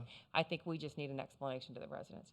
And I would add too, that because we now have the virtual opportunity, it really changes the dynamic of what we do with our meetings. So those who cannot physically be here certainly can chime in for a few minutes whenever these things are presented. But that's just I think it's going to be the future of what we're going to be seeing after 2020 and the COVID issue. I have another question. Yes, So Bethany, the things that we spoke about yesterday that were my concerns, like the buffer, making sure that the 20-foot driveways were there and everything, all of that is in concurrence with what was just read today, that if we approve what you stated, all those issues and concerns have been addressed? Based off of the plan that we have in-house, the latest plan, they do not meet the 20-foot requirement. However, it will have to be demonstrated prior to site development permit that the driveways do meet the 20-foot. It's a matter of descriptive measurements. Right. And I just think that's important to have that 20-foot. I can assure you that the driveway lengths right now in the current form provide for 20. It's how we were showing the dimensions on there that's causing the concern, and we'll take care of that. Okay. But they are there. Thank you. Any other questions? Yeah, I don't know Mr. if Mitchell? it's for Mr. Murphy or for Bethany. On September 30th, this was approved by the Board of Adjustments, and with that, it's 30 days to appeal, correct? That somebody could appeal, and has anybody appealed? There has been no appeal submitted to the circuit court. And that includes height variances, moving the setback, the additional feet as a buffer? The only variance granted was for the height. No other variance was pursued, and there has been no appeal received. Zero. Thank you. Any other questions on this end? None. I do have a couple questions back to the driveways. I unfortunately have a personal experience with the development that the driveways didn't meet the standards of today's vehicles, and I'm going to call them out. It's Mariner Bay in Fort Pierce, and I see that you have a provision here that there's 4 parking spaces, 2 in the driveway and 2 in the garage. Yes. If the driveways aren't long enough to put a vehicle in it, and I'll just use that development as an issue, literally the driveways some of them are 6 feet, some of them are 20 feet, and so it sounds as though these are to be consistent, but to be able to get 2 cars in the garage and 2 cars in the driveway as a development plan, this is where we got to stop these nightmares from happening. So tell me about the 2 cars in the garage and 2 cars in the driveway. Let me go back into the parking arrangements for this. Okay, standard county parking requirements are 10 by 18. That's a standard parking stall. Our driveways conform to the minimum parking dimension of 10 by 18. Now, real world, we all know that cars are sometimes longer, and we all hang out a little bit, on tight developments. We can go to any development in the area, the region, or wherever, and you can see that. We have extended the length of the driveways in here to have roughly 20-foot length because of some of the street angles, because of the angles of the way the streets are on the property and some of the machinations that go into the final design. There may be 1 or 2 points where when we dropped the measurement onto it, it came in at 19 point something as opposed to 20 feet. We submitted our application under the understanding that the 10 by 18 was the minimum parking code, and we satisfied that criteria. We were advised later that the county would have preferred to see 20 foot, and as I said a few moments ago, I'm fairly comfortable and fairly sure that we can provide the necessary 20-foot depth in all instances from the garage doors to the curb line, which is basically what we're talking about. Now, Commissioner, you're raising a bigger question, okay? And it's one that goes beyond our particular project, but it's perhaps something you may want to look at, or your staff may want to look at broadly, parking dimensions in general. You know, are they sufficient? Are they sufficient at 10 by 18? Are they sufficient at 10 by 20? Are they sufficient at 9.5 by 18? You know, we all have our opinions. We all have parked in areas that we question the sanity of the designers who decided, I'm going to go fit this SUV in this space. No, I'm not. It's something that you may want to have your staff come in and take a look at across the board. And so, speaking of size of vehicles and the parking, the garages, are Yes. they going to accept a vehicle of today's sizes? Yes. Okay. 2 cars in it? Yes. If one was a truck? Well, a small car. Small car, small truck. I mean, yeah, All the right, lower levels have a fairly I'm just- generous. I'm just I know messing. they have a fairly generous sized garage element into it, and again, it's a matter of dimensions. And if we're going to go bring an F-250 with dual wheels and all that kind of Yeah, stuff, Right. yeah, all bets are off. But Well, you know. that can be handled in your declaration of Right. bylaws as to what kind of vehicles. Let's get on to the drainage project, the drainage plan. Stormwater plan. Yeah. Did I miss it? No, it's in there. It's I basically see. what I you- see the dry detention, but how's the flow? Okay, the basics of the flow on this, the area that says dry retention in the back right there. Yep. That matches the dry retention plan from the original Taylor's Cove project, which was permitted and constructed and signed off on by the Water Management District for our outfalls. So that handles all of our dry retention for that same location. Prior development plan had 2 other smaller dry retention areas in the project that fed into that. We have consolidated those to one area, one supplemental area, behind units 14 through 25, I think, or 24? 24. Alongside A1A. So we'll be having our dry pretreatment taking place there and in the dry retention pond before it discharges out through our existing approved, already permitted, already certified outfall structure into the wetland areas and the lagoon from there. One thing I would point out, as I said, this is a redo of an existing project that was permitted back 2006, 2007 time period. When we started this project at that point in time, the Department of Transportation was very concerned about potential drainage issues alongside A1A. And they insisted, as part of our permits with them at that time, that we provide a drainage outfall for A1A, which we did. And it runs along the south of the property line. It's out there today. If you go out there and you stand on the property line, you're going to see a little mitered end section and a little culvert coming through there. And there's a pipe that takes the water from the side swales of A1A down to the outfall connections and then discharges into the wetlands and then into the lagoon. So all of this has been previously permitted by DEP, South Florida Water Management, and it will be subject to a permit modification as we bring forward the changed revision plans. We've had our pre-apps with the district. They've given us their input comments. We have made the adjustments that they have requested, and that when we finish this phase, the next step is to give the formal applications to them so that they can do the permit mods and we can advance forward. But all of our drainage is covered and consistent with what we've done in the past. Okay, well, this is 2020 and 2006 and 2007 is a different weather pattern. Yes, it we is. know that it's very different. The other is the northwest section. I see no provisions for handling stormwater off of those impervious surfaces in the roadway. How are you going to be managing that? You're talking storm- units 10-9-8-7-6-5. Yeah, okay, up in that part of the world. Obviously, this is a site plan, so it's not a three-dimensional drainage plan. But the basics of the drainage, just as in the prior plans, is to direct stormwaters towards the motor court area and then enter into the stormwater system from there. So final grading is such that it all will be brought to the front of the site. We will not be draining to the west into the conservation easement from those areas. Now, I can't give you specific engineering details right now because I don't know them. I can show them to you once we get them all finalized and brought back to you to show that we are, and demonstrating that we are draining inward and not outward. So whenever you created the stormwater system, are you using the roads as additional flooding over? No.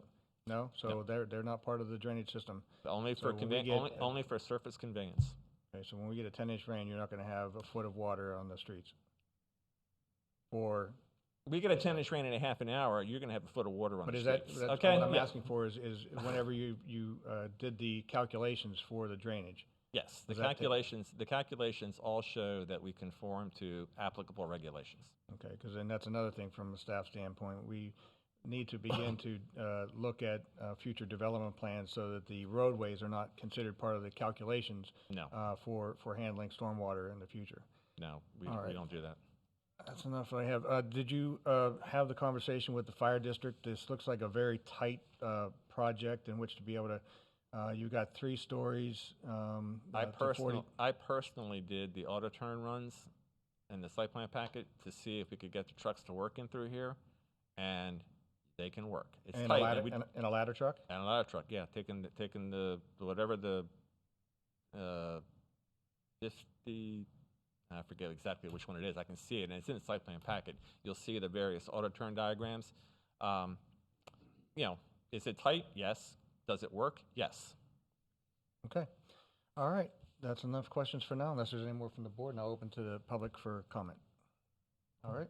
This is a public hearing. Anyone wishing to address this item, please come forward and let us know who you are. Good morning. Good morning. Thank you. For the record, my name is Harvey Alligood. I'm a Hutchinson Island resident at Island Dunes, about 1.5 miles north of the proposed Ocean Glass project, and a member of the board of the President's Council of Hutchinson Island, representing more than 25 associations in the area.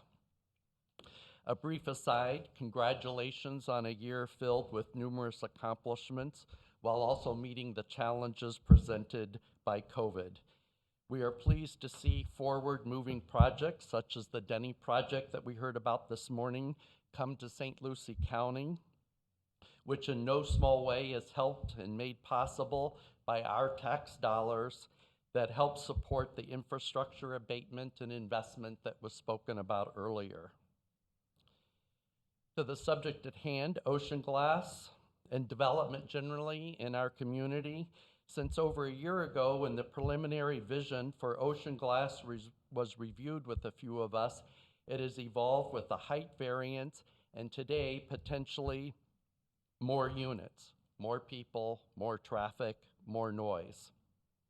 We hope and ask today's presentation and discussion make clear the reasons and justification for any variance or deviation from code or development as envisioned by the long-standing Hutchinson Island Residential District and the St. Lucie County Comprehensive Plan. Greatly appreciate the earlier focus, particularly on parking with only 3 guest spaces and water management, flash flooding. More specifically, we believe variances, exceptions, deviations should be a merited exception and not evolve into routinely becoming the rule and part of the Me Too developer creep. And when they might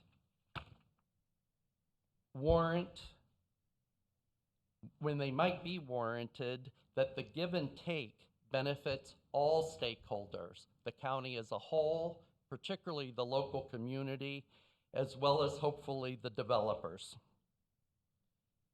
Last but and maybe least, You and staff as stewards will find us supportive of efforts to improve our community, including through well-planned development, in keeping with a unique area such as our barrier islands. And when an issue is on the fence, advocating for more green, less, not more density, noise, and traffic. Thank you for your consideration. Thank you. Thank you, Mr. Hallgood. Good morning. Good morning. My name is Susan McIntyre. Good morning, Mr. Commissioner. Can you say your Mr. name Ch- again? Because it was. Good morning. My name is Susan McIntyre. Thank you. Good morning, Mr. Chair, fellow commissioners. Given the unique characteristics of Hutchinson Island, I asked you to not approve the increase in height or increase in units in the Ocean Glass site plan presented today.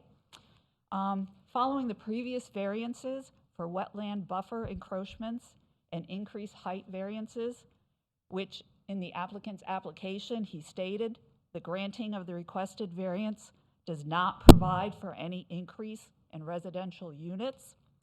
The developer's new site plan now shoehorns in 20% increase in units, a 30% increase in impervious area, with less than 30% of buildable land designated as open space.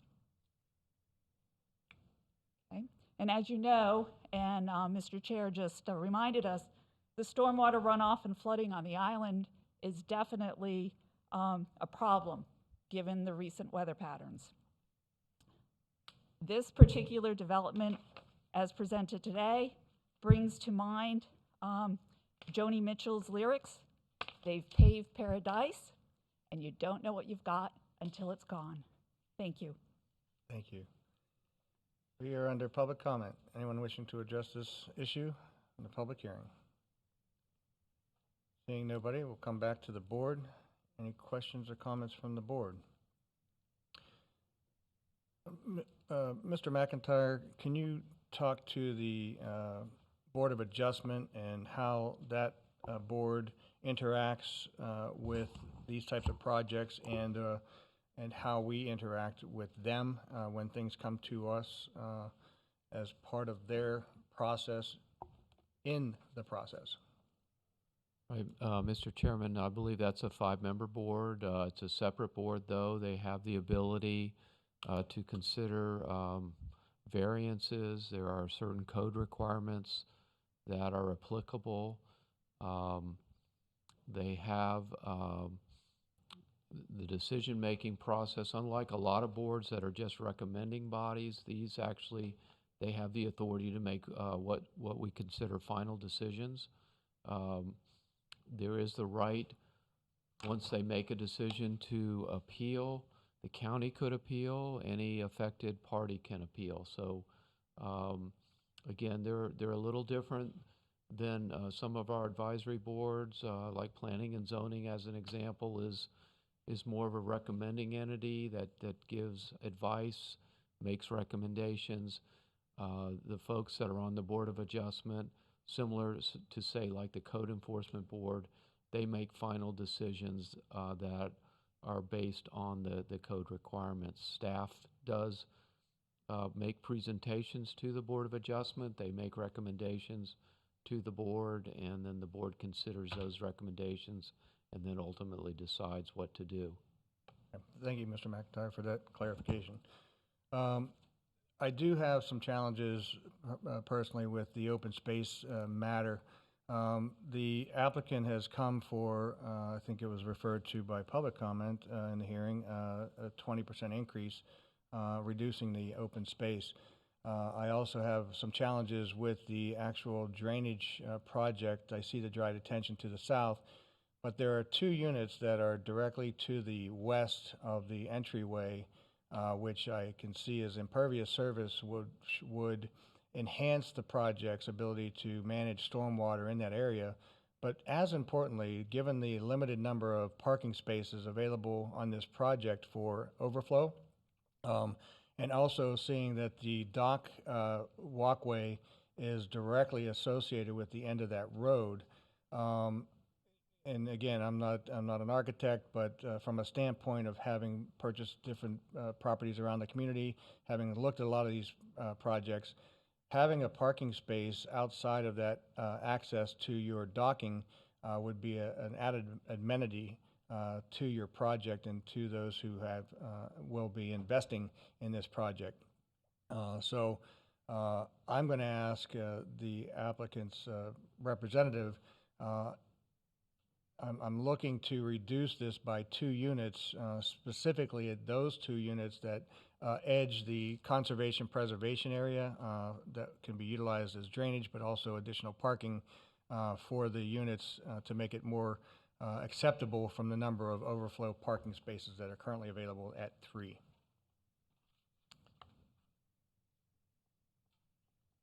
Chairman, are you asking us to reduce or eliminate units 6 and 7? I'm sorry, that's the old plan. 5 and 6, I believe. 5 and 6. I have 5 and 6. Yeah, I'm sorry, I was looking at the old plan that was right here. So And you're asking us to eliminate units 5 and 6? My reasoning is that is your entry point to your docks, in which those folks that may be in 23, 24 may wish to drive to and park before they make their way to the dock. The other is that space could be utilized as additional detention drainage before those waters end up in the conservation easement area and ultimately the mangrove forest, which adjacents the lagoon.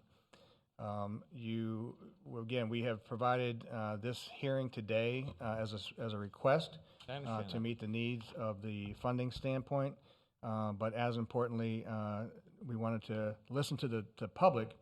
And the increase by 4 units increases by 20% as indicated by a speaker, but also in this case provides these 2 units would provide additional stormwater treatment, but also additional parking for overflow parking. Because that will be my request for a condition for my personal vote. And I appreciate the comments presented.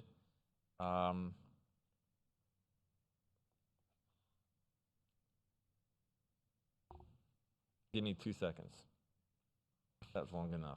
I'm going to have to say no. I think we can't do that. That has a serious financial implication to the viability of the project, and that we would respectfully have to decline, understanding your positions entirely. But I'm not in a position to come in and just take those units out right now and say, okay, fine, we don't need them. Okay. They wouldn't have been there if we didn't financially need them. Well, I understand that, and the unfortunate part is when the first plan came through, it worked with the previous number of units. That was so I get that. The challenges today are vehicles are bigger. There are the way I'm hearing the 2 cars in the driveway, 2 cars in the garage, the limited parking for an overflow is going to be an issue in the future, and if this board doesn't consider that. Those phone calls will come back because they're going to go through and look at the planning process as to who approved what, when, and why. And my comments today will be in the record and my concerns thereof. As importantly, we do see a change in our weather patterns in which we have significant rainfalls. And because it's backing up to the lagoon, there will be a time when this property will take all that impervious surface, push it into the dry detention, and overflow into that mangrove forest and likely impact the Indian River Lagoon. So that's a concern of mine as well. The other is, again, from a standpoint of applicability and/or providing an opportunity for the people who live there to park next to the walkway to the dock, I think is valuable to the developer on this one. So that's the other, and then lastly, consideration has been given to this developer with a Board of Adjustment increase in height. These are flat roofs, and you are providing that opportunity for value with that 7-foot increase. So again, another benefit that's been provided to the developer in this project. So I would implore you to please reconsider those 2 units and consider that as part of the drainage plan and possibly overflow parking in the community. I'll let you think about it for a few minutes. Mr. Chair, Commissioner Townsend. I would like to concur with Commissioner Zadowski. I feel the same. With the exceptions that were done through the adjustment board and everything taken into consideration, we do need to move forward in an informal, I think, and address and moving forward the parking for the cars, because cars are bigger. So if you're not willing to concede to those units, I can't support this project either. I'm just letting you know I'm that. going to ask for a 5-minute Go ahead. timeout. While you're going to go talk, I'm going to have. I need to go have some chats. I'm gonna talk to my board in regard to the variance. We see climate and ocean rise as a clear issue. We have determined and we've moved forward with resiliency programs. We have conducted meetings with Port St. Lucie, Fort Pierce, and the village regarding resiliency. And if we are going to look at our barrier islands as the first line of defense coming in, we're going to have to look at the possibility of taking the base elevation and looking at the 35 feet above that. And so because, and I think that we'll see the information will bear itself out, that the value adjustment, the Board of Adjustment has looked at these cases and gone to 42 feet systematically. So I think we in the planning department are going to have to look at the possibility of setting the threshold at 42 feet because what's happening is we're exceeding the 35 to 42 as a matter of fact. So we need to put more pressure on the fact that this is where it is, and we're not going higher just because. I can see the argument from the standpoint of developers saying that, well, you know, we have to start higher because of the influx of ocean rise. So that's a fundamental issue that we're going to have to determine probably at an informal, and I think it's going to be important to have the public comment because facing the resiliency issues that we are going to be facing and are facing today with the increase of the storms and so on is going to be very, very important for the future. So we're going to have to work from a systemic standpoint as to how we deal with stormwater and as importantly, base flood elevation. Mr. Chair, I agree with you on everything you said. The other thing is with today, everything has gone to 10-foot ceilings. There's no longer doing 8-foot ceilings in houses and condos anymore. So I understand why they want to come in and they want that adjustment to go higher. And I understand that. But everything else that you're saying too, and like cars are getting smaller, but trucks are getting bigger, SUVs are getting bigger, and SUVs and trucks is what is more popular than small cars right now. And so this is all adjustments that we need to have a conversation, I think, in an informal, because I think that the projects, I want growth, I want things to happen, we need housing, but we also have to be mindful to make sure that the parking is adequate for where we're going in the future. Although we also know that transportation and, you know, the transportation services, probably people will be traveling less in private cars, but still, we have to look at the developments going in, that they're going to be able to put the people in the driveways and keep them off the streets when they're narrow streets in these developments like this, because this is a narrow street development.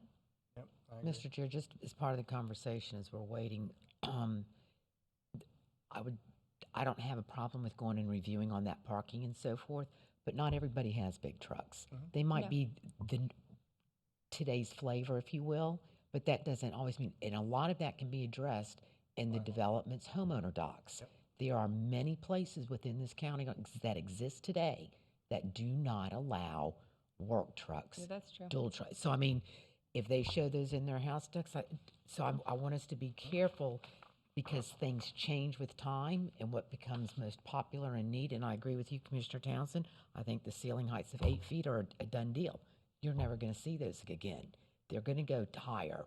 So do we adjust for that? The same thing with the garages. If you're going to have the big trucks in there, your garages need to be bigger, need to be taller in order to fit them in. So where do we draw the line? I think that's where we have to be working hand in hand with the development side of this and what can they do within their own home docs that keeps us from stepping out there and making it county-wide. And Commissioner Hudson, you make a good point, and the constitutional bylaws and declaration of bylaws of any community can manage that conversation. You buy in, it's deed restricted, you know exactly what you're buying into. I see our planning director at the podium. Hi, Leslie. Good morning, Mr. We're, Chair. we're members of the vamping commission. here, waiting for Mr. Murphy. to Yeah, come back. so I'm available if you have questions. We're happy to bring that forward. We have been discussing height recently, and so I think it's ready for that conversation to talk about both the issues of the continuing raising of the base flood elevation, and also, as Commissioner Townsend indicated, the tendency towards higher ceilings. So maybe we should transition from talking about height in terms of feet into floors. And so we're having that conversation internally. We're ready to talk about it anytime the commission would like. And I do think that all of you have brought up important points. As a colleague of mine once said, is it really a truck if you can fit it in your garage? Truck owner, right? That's right. But you know, we have both very small cars that we're seeing as a trend, and we're seeing very large vehicles as a trend. And so perhaps there's a way to look at this as a certain percentage of parking spaces available for both types, and then you ultimately don't end up with more developable parking, but adjusted. I know when I take my truck to the store, I'm always looking for the 2 spaces, so I don't have to shoehorn myself in there. So I get it. So we'll be available to talk about this at an upcoming informal at your discretion. And I think that's it for Mr. Chair. Commissioner Mitchell. Yeah, I'd like to also engage in an informal about this. I see now more and more often, especially since like Katrina up in the Northeast along the shorelines, that their codes now is either I may not have the correct word, a pillars or stilts, that houses along the seaboard now you have to have a certain amount of feet where it's not the home. It's something that's just shoring it up, and then you start your base. So I would like to, with the board's permission at an informal, to look into something like that, because I think it behooves us with everything that's been discussed here today. Yes, sir. Thank you. And Commissioner Mitchell, as part of that, as the construction, the first floor is not to be inhabited as it exists today. So that's an issue. That's why they're largely the garages. Thank you. Mr. Chair, since I know we're in the middle of a public hearing, you can't really close it and go back, could we just take a recess for 5 minutes and Yep. let staff, let them know? All right, we'll come back at 10 till, if that's okay with everybody. We'll take a recess.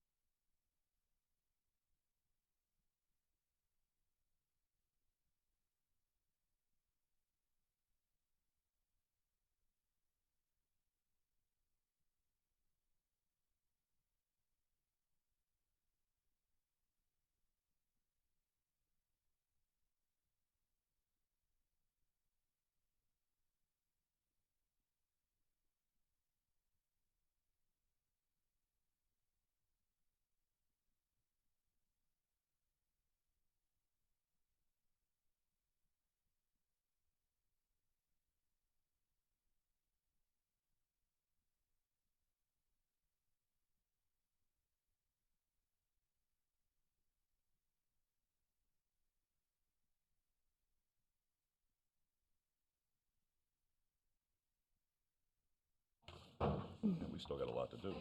Yeah.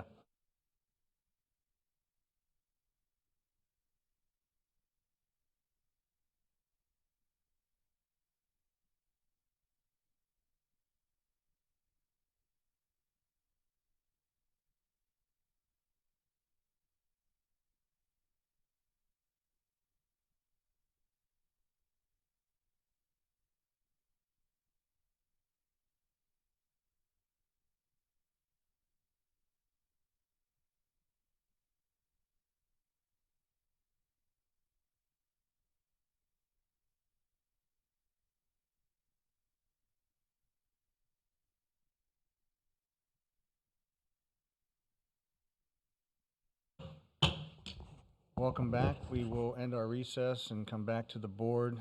Current time is 5 minutes to 11. There was a request for a few minutes. Mr. Murphy, have you got any information to impart to the board? Yes, Mr. Chairman, Commissioners. In reviewing some matters with my clients, we took a look at a couple things, and let me make sure I understand what your request is, and I'll respond according to that. You're basically saying, you're asking that we eliminate units 6 and 7. Off 5 and 6. 5 and 6 on this one. I need new glasses. Yeah, 5 and 6 off the proposed site plan, and convert that area over to drainage enhancements in order to address potential problems with flows and keeping waters out of the lagoon and so forth. And additional parking. And for additional parking. overflow parking. Okay. All right, couple of points for clarification first. When we did indicate during our prior discussion that our units have 2 garage spaces, in fact, it's actually 3. So there's actually 3, the lower level is basically an open area garage environment. So there's the equivalent of 3 parking spaces down in that area. Notwithstanding the discussion that's been had on the size of the vehicles, there is, we feel, sufficient parking within the units and in the driveways to handle what we're dealing with here. The external parking that we provide, the guest parking, is consistent with county code requirements. So many units equals so many additional guest parking spaces. So we are consistent with that from a code point of view. Drainage. I understand the concern about the wanting to provide extra dry retention on the site adjacent to the wetland areas, or adjacent to the areas that are perceived as being the wetlands areas, because that's actually the upland buffer. However, in the particular concern that you're identifying, simply making that a dry retention area does not really work well from an engineering point of view, because the majority of my generating sources for the impervious or the buildings are actually east of that. I'd have to flow water that way to get it into that area. So I'm not sure the drainage element is really going to mathematically work as well at that particular location. Now, that said, we are prepared to come in and make a reduction in the 6-string unit that's alongside A1A down to a 5-string. We would then be able to go back in and expand those dry retention areas, which would basically be, from a preliminary assessment point of view, probably more functional and more getting to the deal of having greater dry retention and treatment areas where the waters are being generated from. In addition, there was the question about parking. Now, as I said, we have 3 internal, 2 external per dwelling unit, plus the exterior guest spaces. The cart path that you see there that goes down to the docks are actually probably about 1,000, 1,500 feet down that path. Your cart, and our plans have always been that people would, if they were going to go down to those docks, you're not going to drive. If you're in the community is so small that you're not really going to drive your car 65 feet to go park it to then walk. You would either walk, or for the price points of the units that we have in through here, that you're going to have a golf cart or some other cart path, some other cart device to take you down there that would get you from your home down to the dock.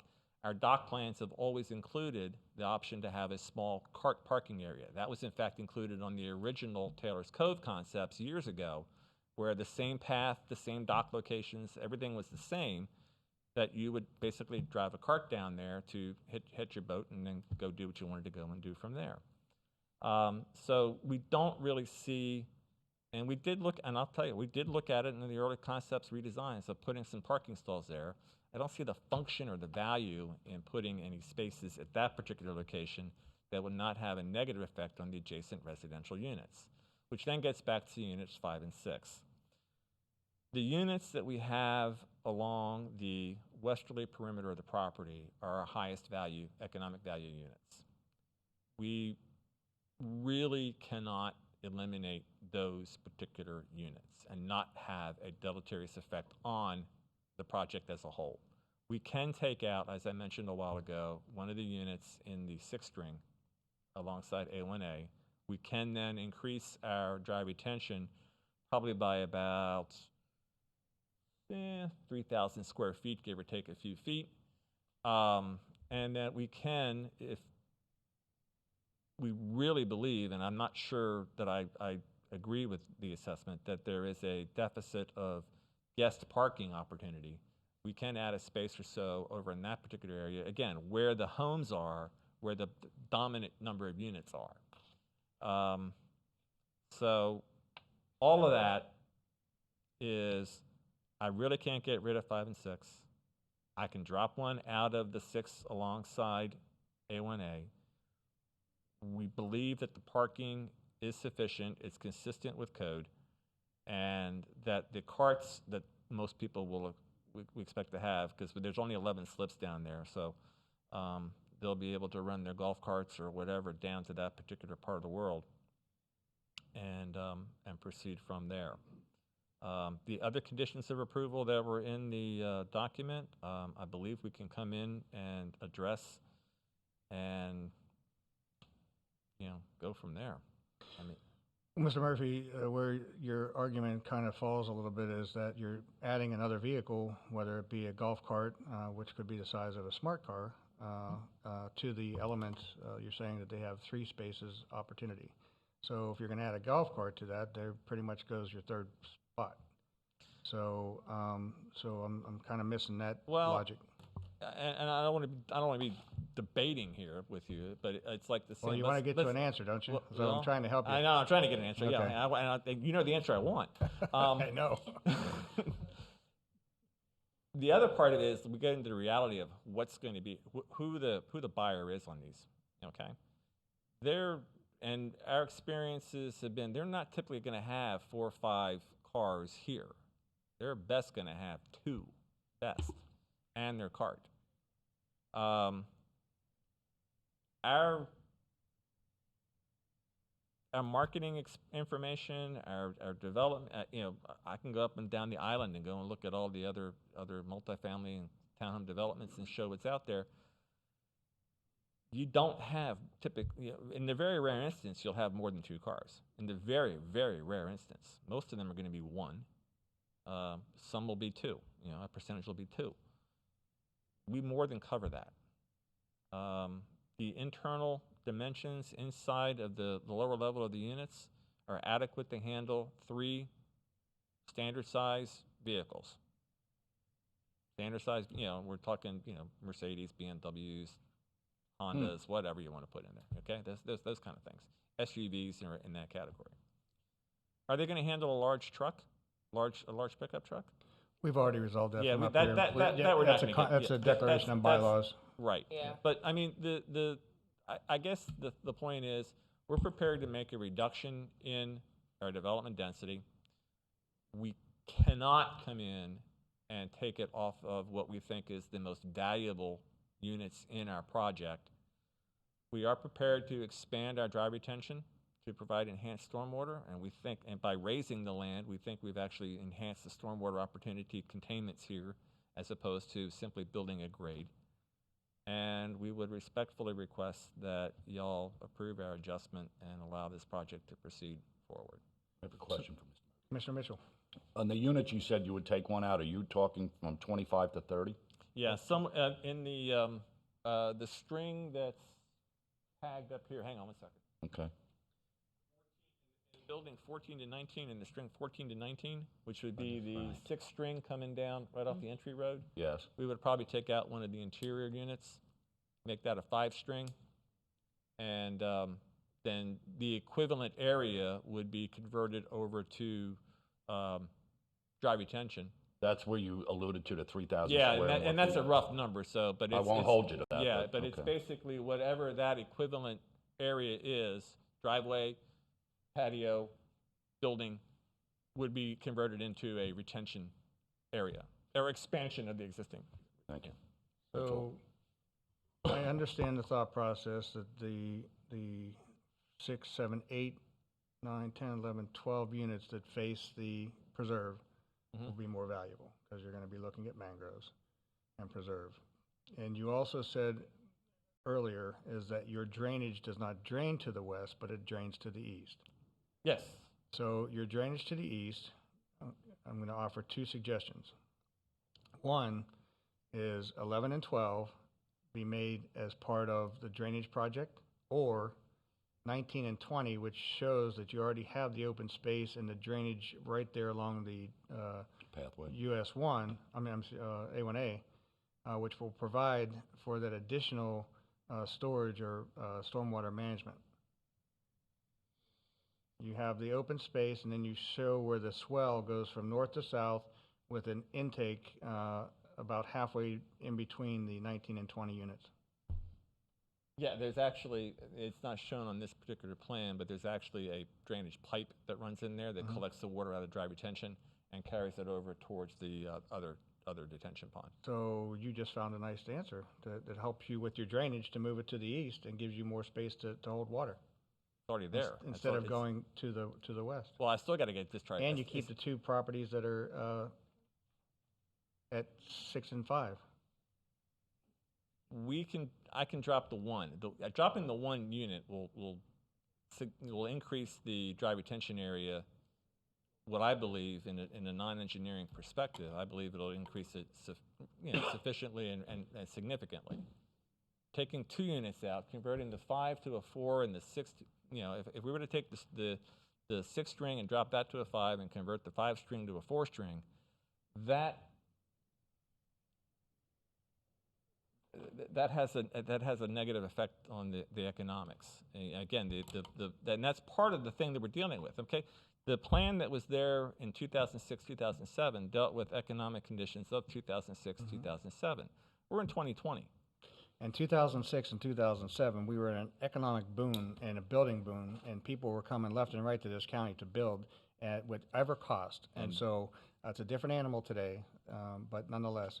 I'm going to bring it back to the board and let the board ask questions, because Commissioner Hutchinson? If I could get some clarification, Mr. Murphy, could you go back over, this drainage was modified, but it also takes on the A1A. Was that not what I heard you say earlier when they did the? We provide a pass-through for the A1A. Right, so you actually are already being forced, is a kind of a different word to use, but I wouldn't say forced. Encouraged to not only do your own drainage, but also the state's drainage. Yes. And that's huge. I would like that board to know that's something we encourage development to do when they're building their retention. If we know that road's going to be 4-lane down the road, we've encouraged them to do it, and that should be kudos to you. So I just wanted to make sure I had heard that correctly. You already have been approved for not only your own drainage, as I heard you say earlier, but also the state's. With your permitting, it's already in place. They've ran all their calculations, not only with DEP, but South Florida. Yes. Yeah, DEP and South Florida, same thing. Well, right. Yeah. They still look at it individually, you know that. So, Commissioner Zadowski, I have a tendency to agree with what you're saying, and I understand your thought process behind it. But I also know that when you've got already on record that all of that drainage is going to the east, not to the west, and I'm going to have to look at this, so I'm not ignoring you, That's right. is being drained that way, plus he's already taking the east side water and coming in. And we now have 2 agencies that have already calculated, ran those numbers, with what's existing? Because you said you had to go back and modify again? Yeah, we with have to modify our permits to reflect the new plan. to reflect the new plan. And they will once again run the numbers and Yes, so ma'am. forth then? And then they too will then be saying whether or not the drainage is adequate. And I'm Yes, ma'am. assuming it's already adequate, if not more, being that you're catching that A1A drainage. I will defer to my engineers, but I'm going to say that's my understanding, yes. Well, that's kind of my understanding because they push hard on the road drainage, on really taking in more because of that impervious. So I think and personally, going in the middle doesn't make any sense when we're talking about the roads. If you were to go as that was suggested, that 14, unit 14 right at there at the main entrance, that again, there was already discussion, at least in my office with staff yesterday. There was concerns about the manned and unmanned, an area for delivery trucks to turn around without having to come through the gate and all of that kind of stuff. That then gives that ability for that to happen without people coming out of the gate. So you're not going to have your Amazons and all that kind of stuff zooming through there like you would in a normal neighborhood. You've got the ability to do that. Does that make sense? You know, you can get people to turn around in a gated community before they even come through the gate. So, I mean, I'm knowing that South Florida and DEP, they do put, they're decades ahead of us in regards to the climate change and the sea level than what we in this county are, even though we've started that process and so forth.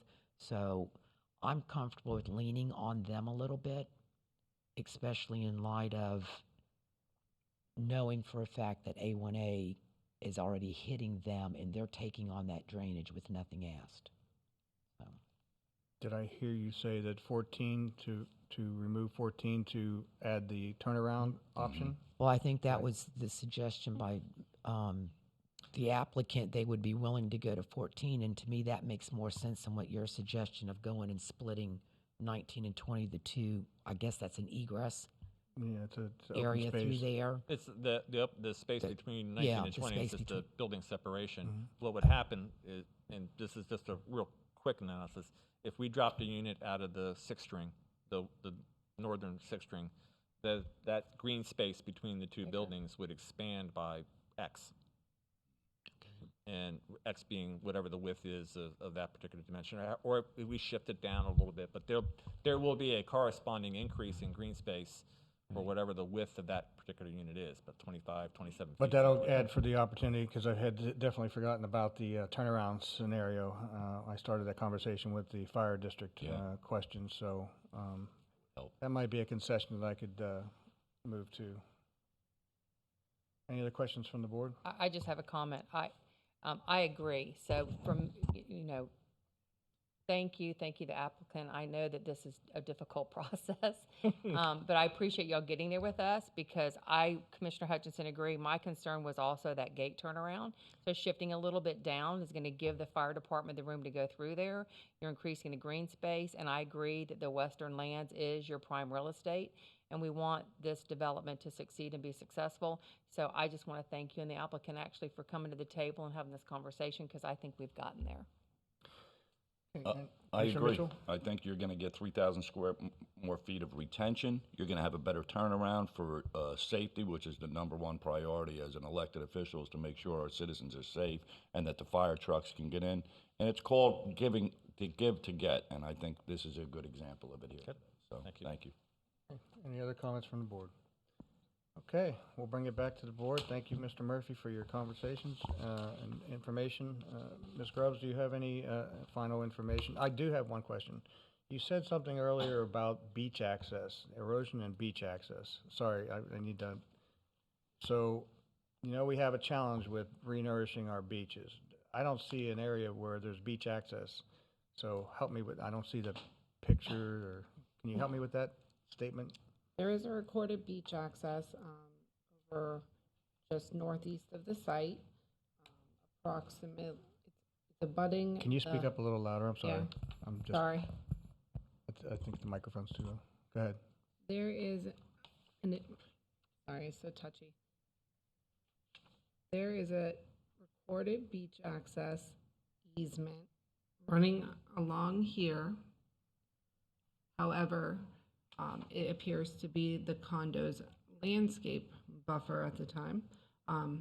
And so that will have to be evaluated if their residents do tend to use it. There, Mr. Chairman, if I can, there is an easement of record that is entitled to this property that's been there since the beginning, that runs along the north side of the Atlantis condominiums and the south side of the Claridge condominiums, that provides us a 10-foot wide beach access that takes us from A1A over to the Sandy Beach. That access is not open at the moment.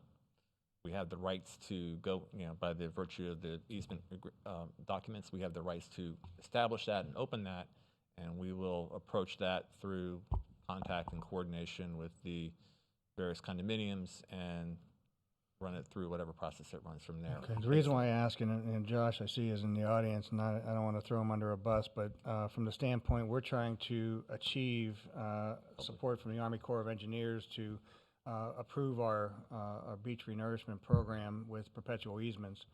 And I know that the access is an issue which provides for additional funding back to the project if, in fact, there's an agreement by the properties that are along the area. And Josh, I don't know if you want to even answer the question, because I know that it just came up in my head because I had no idea that there was a beach access here for that property across the street.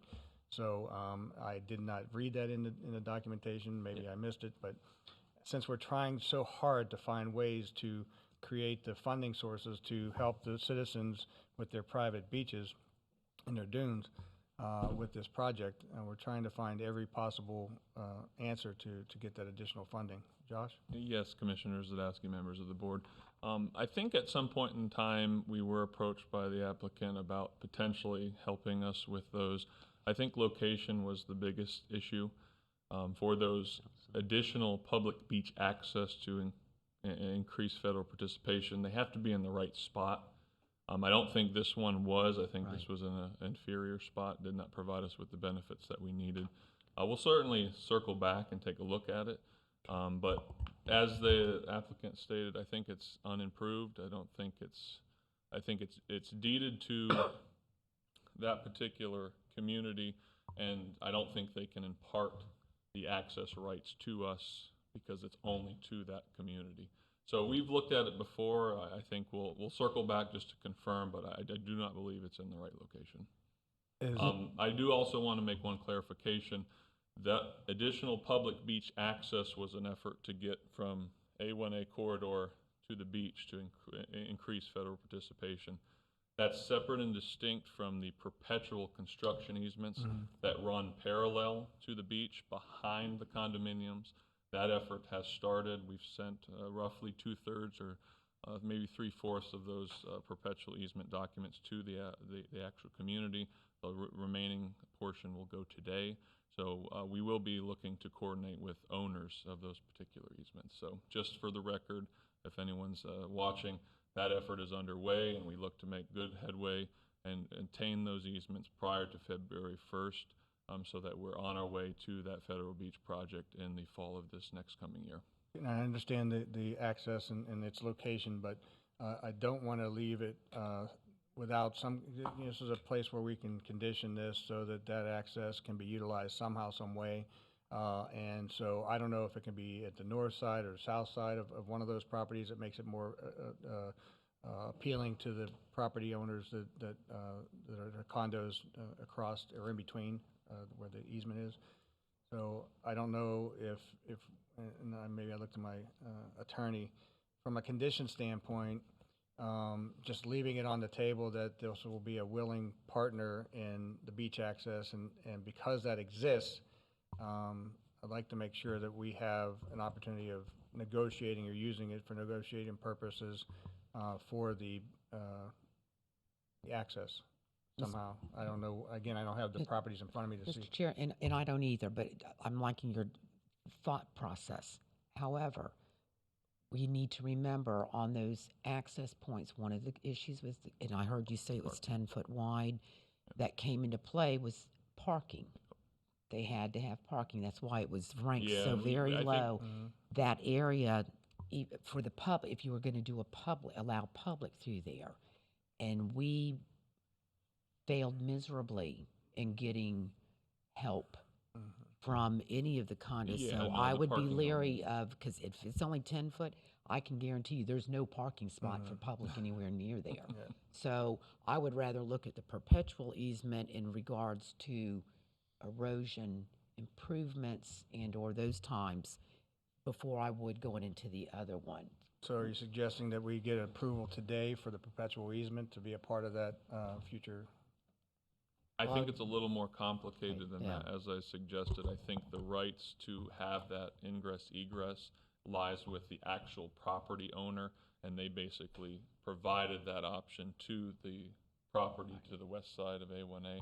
So there's no way for the west side to give up those rights to us. It lies with the actual property owner. So it's a little complicated in regards to that. I'll look to Dan to Okay, make so they any have decision. access, but they don't own it. Yes, That's the yeah, difference. exactly. on We the- do on We do not own the They don't property. have deed to it. That changes everything now, because when I have access, my immediate thought process is that there's ownership rights Yeah. to it. Okay. We went through that process, and I think that kind of stopped us in our tracks. Okay. All right. Any last questions? No? Thank you, Mr. Murphy. I promise. I'm done with you. Ms. Grubbs, any last comments? No. Thank you. Do you need I have what I need. conditions? Just so I understand, we're going to be removing unit number 14 for an increased open space area and an increased gate turnaround. And added to its drainage component? Retention. Retention. 3,000 approximately drainage, square feet. however you want to term it. All right.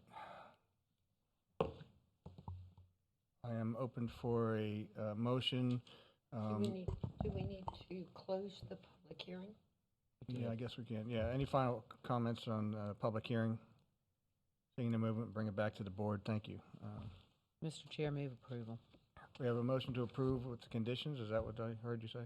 Yes. Yeah. Second. We have a motion by Hutchinson, second by Bartz. Any other comments or questions on the item? Hearing none, Madam Clerk, please call the roll. Commissioner Mitchell? Yes, ma'am. Commissioner Townsend? Yes, ma'am. Commissioner Bartz? Yes, ma'am. Commissioner Hutchinson? Yes, ma'am. Chair Zadowski? Yes, ma'am. All right. Thank you. Thank you very much. The next items are going to be relatively quick. They are required that annually we retain these elements, the municipal services boundary units. We have Barbara Gettler coming to the table. And these are just simply a matter of process. And I'll let Barbara tell us the reasons why, and then we're going to have to open and close each one of these and have a vote. So, Ms. Gettler? Mr. Chair, Commissioners, for the record, Barbara Gettler, MSBU Coordinator. One of the funding methods available for capital improvements and essential services is to levy non-ad valorem special assessments on those properties which derive a direct benefit from the improvements. This type of assessment is based on benefit and collected along with property taxes using the uniform method pursuant to Section 197.3632 of the Florida statutes. In order to preserve this funding option, it is necessary for the board to adopt resolutions expressing its intent to use the uniform method of collecting commencing in November 2021. The resolutions must be considered at a duly advertised public hearing held prior to January 1st, 2021. The aforementioned resolutions do not in any way obligate the county to levy the special assessments.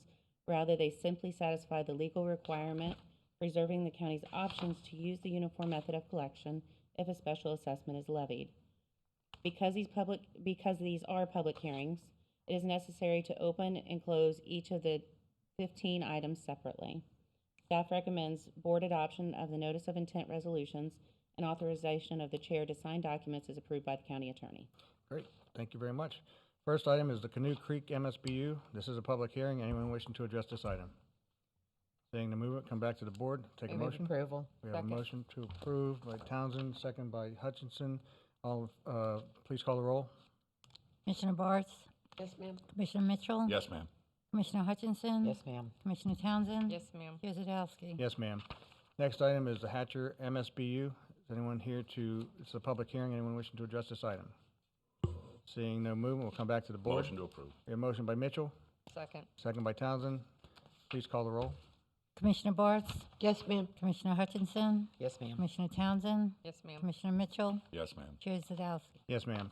Next item for public hearing is Lakewood Park 2 MSBU. This is a public hearing. Anyone wishing to address this item, please come forward. Seeing no movement, we'll come back to the board. Motion to approve. We have a motion by Townsend. Do I have a second? Second. Second by Bartz. Please call the roll. Commissioner Hutchinson? Yes, ma'am. Commissioner Mitchell? Yes, ma'am. Commissioner Bartz? Yes, ma'am. Commissioner Townsend? Yes, ma'am. Chair Zadowski. Yes, ma'am. Next item for public hearing is Lakewood Park Drainage MSBU. Is there anyone here to speak to this issue as a public hearing? Seeing no movement, we'll come back to the board. Motion to approve. We have a motion by Townsend. Do I have a second? Second. Second by Bartz. Please call the roll. Commissioner Hutchinson? Yes, ma'am. Commissioner Mitchell? Yes, ma'am. Commissioner Bartz? Yes, ma'am. Commissioner Townsend? Yes, ma'am. Chair Zadowski. Yes, ma'am. Next item for public hearing is Culvert MSBU. Anyone wishing to address this item as a public hearing? Seeing no movement, we'll come back to the board. Motion to approve. We have a motion by Second. Townsend, second by Hutchinson. Please call the roll. Commissioner Bartz? Yes, ma'am. Commissioner Mitchell? Yes, ma'am. Commissioner Hutchinson? Yes, ma'am. Commissioner Townsend? Yes, ma'am. Chair Zadowski. Yes, ma'am. Next item for public hearing is the North Hutchinson Island MSBU. Anyone here to speak to the public hearing on this item? Seeing the movement, we'll come back to the board. Motion to approve. We have a motion by Second. Townsend, second by Hutchinson. Please call the roll. Commissioner Bartz? Yes, ma'am. Commissioner Mitchell? Yes, ma'am. Commissioner Hutchinson? Yes, ma'am. Commissioner Townsend? Yes, Chair ma'am. Zadowski. Yes, ma'am. Next item for public hearing is the property cleanup SAD. Anyone here to speak to this issue as a public hearing? Seeing no movement, we'll come back to the Motion board. to approve. We have a motion by Mitchell, Second. second by Bartz. Please call the roll. Commissioner Hutchinson? Yes, ma'am. Commissioner Townsend? Yes, ma'am. Commissioner Bartz? Yes, Commissioner ma'am. Mitchell? Yes, ma'am. Chair Zadowski. Yes, ma'am. Next item for public hearing is Rainbow Drive 1 MSBU. Anyone wishing to address this item as a public hearing? Seeing no movement, we'll come back to the board. Move approval. We have a motion by Bartz, Second. second by Townsend. Please call the roll. Commissioner Mitchell? Yes, ma'am. Commissioner Hutchinson? Yes, ma'am. Commissioner Townsend? Yes, ma'am. Commissioner Bartz? Yes, ma'am. Chair Zadowski. Yes, ma'am. Next item for public hearing is Rainbow Drive 2 MSBU. Anyone here to speak to the public hearing on this item? Seeing no movement, we'll come back to the board. Motion to approve. We have a motion by Townsend. Is there a second? Second. Second by Hutchinson. Please call the roll. Commissioner Bartz? Yes, ma'am. Commissioner Mitchell? Yes, ma'am. Commissioner Hutchinson? Yes, ma'am. Commissioner Townsend? Yes, ma'am. Chair Zadowski. Yes, ma'am. Next item for public hearing is Rose Lane MSBU. Anyone here to speak to this issue as a public hearing? Seeing no movement, we'll bring it back to the board. Motion to approve. Motion by Townsend, Second. second by Bartz. Please call the roll. Commissioner Hutchinson? Yes, ma'am. Commissioner Mitchell? Yes, ma'am. Commissioner Bartz? Yes, ma'am. Commissioner Townsend? Yes, ma'am. Chair Zadowski. Yes, ma'am. Next item for public hearing is St. James MSBU. Anyone wishing to speak to this item as a public hearing? Seeing no movement, we'll bring it back to the board. Move approval. Motion by Townsend. Do I have a second? Second. Second by Mitchell. Please call the roll. Commissioner Hutchinson? Yes, ma'am. Commissioner Bartz? Yes, ma'am. Commissioner Mitchell? Yes, ma'am. Commissioner Townsend? Yes, ma'am. Chair Zadowski. Yes, ma'am. Next item for public hearing is the Taylor Creek MSBU. Anyone here to speak to this item? Seeing no movement, we'll bring it back to the board. Motion to approve. Motion by Mitchell, Second. second by Townsend. Please call the roll. Commissioner Bartz? Yes, ma'am. Commissioner Hutchinson? Yes, ma'am. Commissioner Townsend? Yes, ma'am. Commissioner Mitchell? Yes, ma'am. Chair Zadowski. Yes, ma'am. Next item for public hearing is Towns, Villages, and Countryside, MSBU. Anyone here to speak to this item as a public hearing? Seeing no movement, we'll bring it back to the board. Move approval. We have a motion by Second. Bartz, second by Townsend. Please call the roll.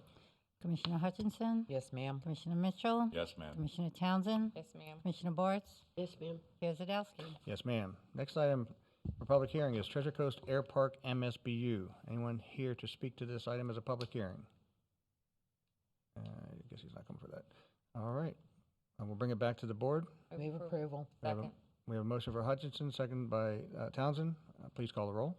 Commissioner Bartz? Yes, ma'am. Commissioner Mitchell? Yes, ma'am. Commissioner Townsend? Yes, ma'am. Commissioner Hutchinson? Yes, ma'am. Chair Zadowski. Yes, ma'am. Thank you. Next and last item for this is Yates Road MSBU. Anyone here to speak to this public hearing? Seeing the movement, bring it back to the board. Move approval. Motion by Townsend, Second. second by Mitchell. Please call the roll. Commissioner Bartz? Yes, ma'am. Commissioner Hutchinson? Yes, ma'am. Commissioner Mitchell? Yes, ma'am. Commissioner Townsend? Yes, ma'am. Chair Zadowski? Yes, ma'am. Thank you very much. Thank you for indulgence. Thank you, Ms. Gettler. Next item is a regular agenda item, administration. Do I have Kelly and Mr. Tipton to help us with this? Yes, thank you, Mr. Chair. Items 10A1 through A5 are all at-large vacancies on committees that this board makes appointments to. You'll recall this was a discussion during the reorg, and we pushed the selection of these committee members back so that we could advertise and increase the pool. We did that.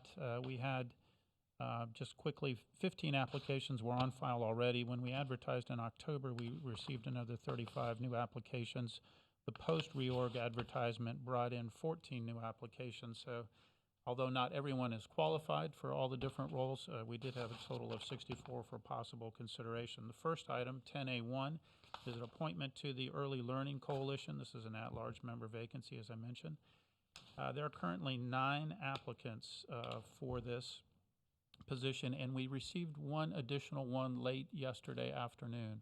And so the first question I have for the board is that we received an application from Mr. Oswaldo Vasquez, and the question to you is, do you want to include this gentleman in your consideration? If so, that would then mean you have 10 people to choose from. And I'll give you a little backstory.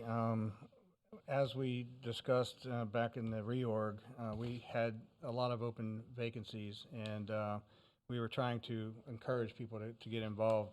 And so I think I asked each of you to reach out to people that you know to apply. I had some challenges through my office with links that didn't go to the actual documentation, and we found out late Friday that the documentation wasn't getting to people. We had several applications that came in. A couple of them didn't meet the criteria, so those were left off. I understand that there was a outreach to the Early Learning Coalition, and that the late applicant does meet the qualifications for that specific board. So I just wanted to let you know that that was some of the background, that really it was because of technology issues that happened through my office. So I do apologize for that. The links did not go where I thought they were going to the documents. So is there any wish to permit this last applicant to be a part, or to deny? Move to include. Do we need a motion, or do we need a consensus? I think it's the consensus. Yeah. Yeah, I would think just Is everybody okay with the last individual? Yes? Okay, Yes? so we'll be adding Mr. Vasquez to the list. So that means the tally sheet, the voting sheet in front of you would be the one that would include his name on it, and you have those in front of you. So at this time, the staff recommends that the board vote and appoint one at-large member from the attached applications. Okay. And we will come behind you and collect those.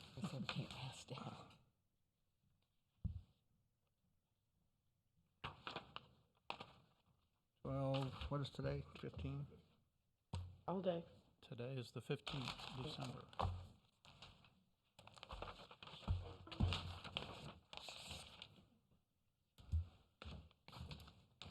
Mr. Chairman, while we're waiting on that item, if we can move to item 10A2, this is a appointment to the Treasure Coast Health Council.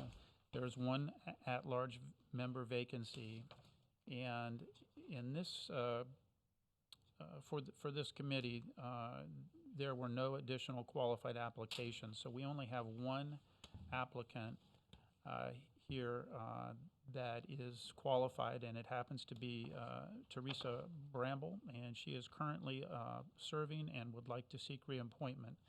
So staff recommends that the board vote and reappoint Teresa Bramble to fill the provider vacancy on the Treasure Coast Health Council. Thank you. Is there a motion? I would like to go ahead and make the motion for that and item number 4, since there was only one person for the Citizens Advisory Task as well. We could take 2 and 4 at this time and just move for approval. That would be Mr. James Jones for item 4. Yes, that is correct, Commissioner. I'll second that motion. We have a motion and a second. Any comments or questions on the item? Hearing none, please call the roll for those 2 items. Commissioner Bartz? Yes, ma'am. Commissioner Hutchinson? Yes, ma'am. Commissioner Mitchell? Yes, ma'am. Commissioner Townsend? Yes, ma'am. Chair Zadowski? Yes, ma'am. Okay. All right. Mr. Chair, for those, oh, I'm sorry.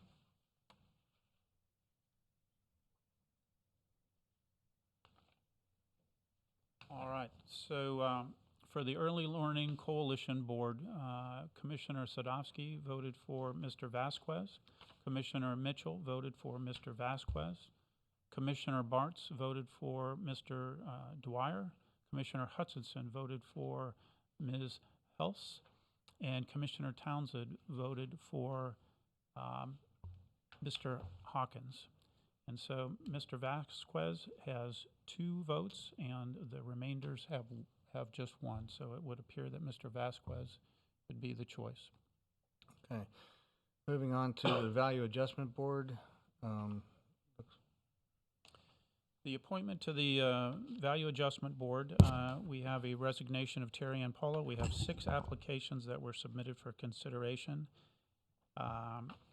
And out of the 6 applicants, it was determined that there are 3 that are eligible. And so we would suggest and request that the board appoint one of these 3 to the Value Adjustment Board. Okay. Where did my notes go?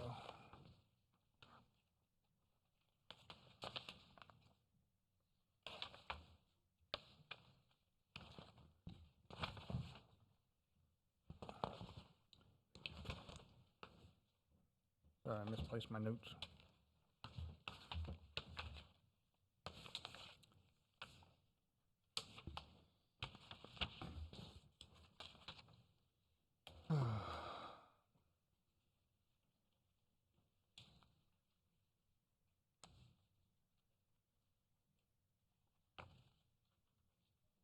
Sorry.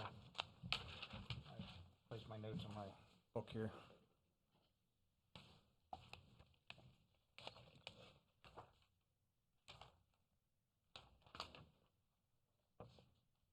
Moving on. This one? The land acquisition? Mr. Chair, if we have everything for that item, the last item is 10A5, and this is an appointment to the Land Acquisition Selection Committee. This is another at-large member vacancy. There's currently,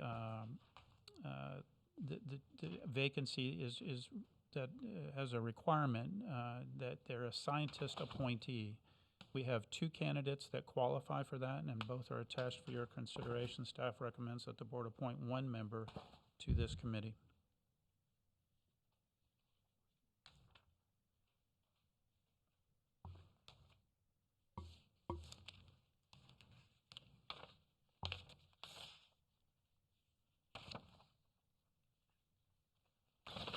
And for clarification, there are 2 positions that are open, but we can come back at a later date for the second position, which is needs to be vetted before we appoint. That is correct. That is correct. And as we've said at a number of these meetings, a number of different committees have different requirements, so they're not all the same requirements, and that's why we kind of come back and forth on these. Okay. For the Value Adjustment Board item, which was 10A3, Commissioner Sadowski voted for Ms. Langevin. Commissioner Mitchell voted for Mr. Kelly. Commissioner Bartz voted for Ms. Ahern. Commissioner Hutchinson voted for Mr. Kelly. Commissioner Townsend voted for Mr. Kelly. So Mr. Kelly has a total of 3 votes, and so he would be the nominee for the Value Adjustment Board. Very good.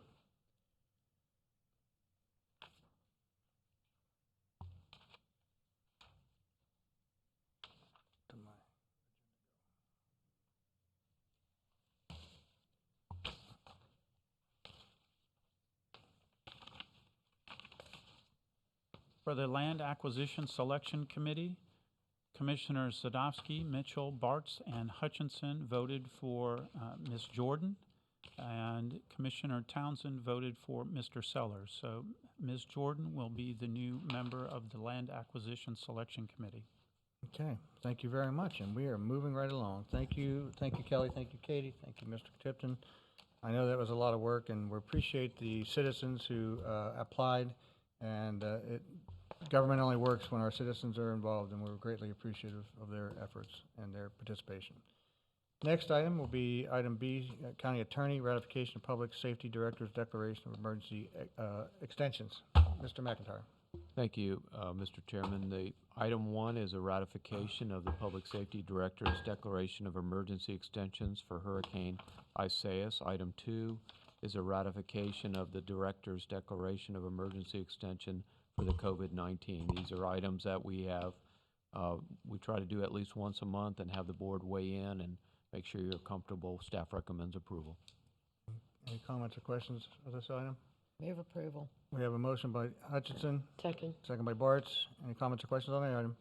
Hearing none, please call the roll. Commissioner Townsend? Yes, ma'am. Commissioner Mitchell? Yes, ma'am. Commissioner Bartz? Yes, ma'am. Commissioner Hutchinson? Yes, ma'am. Chair Zadowski? Yes, ma'am. Next item. This Resolution 20-286. Yes, sir. It's a similar ratification of declarations of emergency for the COVID emergency. Any comments or questions? I'll accept the motion. Motion to approve. Motion by Mitchell, Second. second by Bartz. Any comments or questions on the item? Hearing none, please call the roll. Commissioner Hutchinson? Yes, ma'am. Commissioner Townsend? Yes, ma'am. Commissioner Bartz?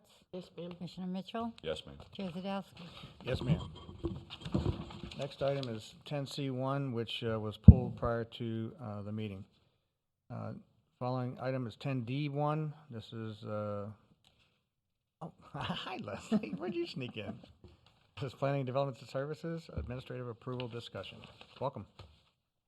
Good morning again, Mr. Chair, members of the commission. This is my monthly update on administrative approvals. This is for the month of November. In November, it was a quieter month in terms of approvals, so this is going to be quick. We had the minor site plan approval for Barren Island Storage. You saw this as a conditional use and text amendment for self-storage, and so that's 77 enclosed storage units. We also had two proposals out west of town for Class A mobile homes. They're actually next door to each other. If you look at the blue star on this one, it is right exactly where the blue star is on this one because they are literally next door to each other. If you have any questions, I'm happy to be available, but this was a quiet one. Any questions? Seeing none? Thank you very much. Appreciate that. Here we come to the end of our agenda. Mr. Tipton, would you like to share the announcements? Thank you, Mr. Chair. Our county offices will be closed Thursday, December the 24th and Friday, December 25th in observance of the Christmas holidays, and then our county offices will be closed the following Friday, January 1st, in observance of New Year's. Our next regular meeting and informal meeting will be on January 12th, and on behalf of all of the staff, we wish the board and our community, our citizens, it's been a heck of a year, and we wish everyone a safe and happy holiday season. Any comments from the board? I do have a brief comment. In light of the city of Fort Pierce canceling their joint meeting with us. Port St. Lucie. Port St. Lucie, I'm sorry, Port St. Lucie. I think it's imperative and important that we try to reach out and try to repair some of the damage that's been done. And I think that in moving forward, instead of it having like a formal thing where we have the agenda, it needs to be more like a workshop town hall where residents can come to these meetings and they can speak and they can issue some of their opinions as well, because we've worked hard, I think, to bridge that gap, and I thought we had a great relationship in moving forward, and I don't want to see us to go backwards. And I think that, I believe, Mr. Tipton, you did have a conversation with their city manager prior to their meeting last night, but I think it's really, really important for you to reach out to them and try to repair some of the damages that were done last night. I don't know if you watched the meeting, but Bits and pieces. what? Bits and pieces on Yes, this thing. it, I was really disappointed to see where it went, but I also understand their frustration. So I would Madam just Chair- like to encourage you yeah. to try to bridge that gap again, Mr. Tipton. Commissioner Hutchinson. Mr. Chair, can I plan the Commissioner? I agree because, I mean, if we look back, you were the one that initiated the meeting to begin with, and we had resurrected those back again, which was I was very hopeful for. And usually when you're the one asking, you're the one that kind of sets the agenda, not the other way around. I mean, if you're a guest coming to my home, you know, I've already set the table and so forth for it. So I was, like you, extremely disappointed and quite taken aback by the comments that were being made and insinuated. So, Mr. Tipton, I happen to agree with Commissioner Townsend. Please reach out, but I'm not one who's going to get my hand slapped twice. I just think that we can get there. I think that that conversation needs to begin today with a phone call, and we just need to, I think impact fees are important, and I think that that was a conversation that needed to happen at this meeting, so I understand their frustrations. So I just don't want it to continue to become more inflamed up there. So I just want to encourage you, Mr. Tipton, to please have a conversation with them and see if some damages could be repaired. Mr. Chair. Commissioner Mitchell. I can concur. When I heard last year that we would be meeting with Port St. Lucie, where I've been a resident for over 30 years, I was encouraged by it. And whatever it takes to try to, I think in the past we had people that forward under the assumption you have to have a winner and you have to have a loser. And today, as we look forward, I'd like to see where we both can be winners. And I would strongly encourage to set up this meeting also, whatever we can do to try to facilitate a better harmonious relationship with the city of Port St. Lucie, I would be in support of. Thank you. Thank you, Mr. Chair. I don't have to tell you that I concur. The relationships between us and the city of Port St. Lucie are very, very important, just as they are with the city of Fort Pierce and the Villageette. I think that we had discussed and knew that we were going to discuss impact fees. However, I had understood that we felt that that was going to be a discussion that needed a meeting pretty much of its own, so that we were going to look at that for the second meeting. But I very, very much want to do whatever we can so that we continue to work and work well with the city. Thank you. And I hadn't seen it, but I did hear something about it. Again, from the standpoint of, and because the issue is impact fees, is that issue, as stated, is a very large issue and will take an extended period of time. And because it was the first time coming back together, the idea was to work on things that we could move forward quickly and have an understanding of. The more complicated issues, such as impact fees and so on, would have a different time frame in which to have that discussion. And I actually made the comment earlier today about our relationships being that much greater for the public good, given the fact that, and again, from an impact fee standpoint, the county has provided on behalf of the citizens of Port St. Lucie government, over $55 million in impact fee credits. That's real cash. And, some of the other comments that were made were inappropriate and I think really unfortunate. The fact is that this board and previous boards has moved forward with economic development projects that if we had not participated would not have gone through. We know that the city of Port St. Lucie has significant horizon with the Southern Groves property that needs to be developed.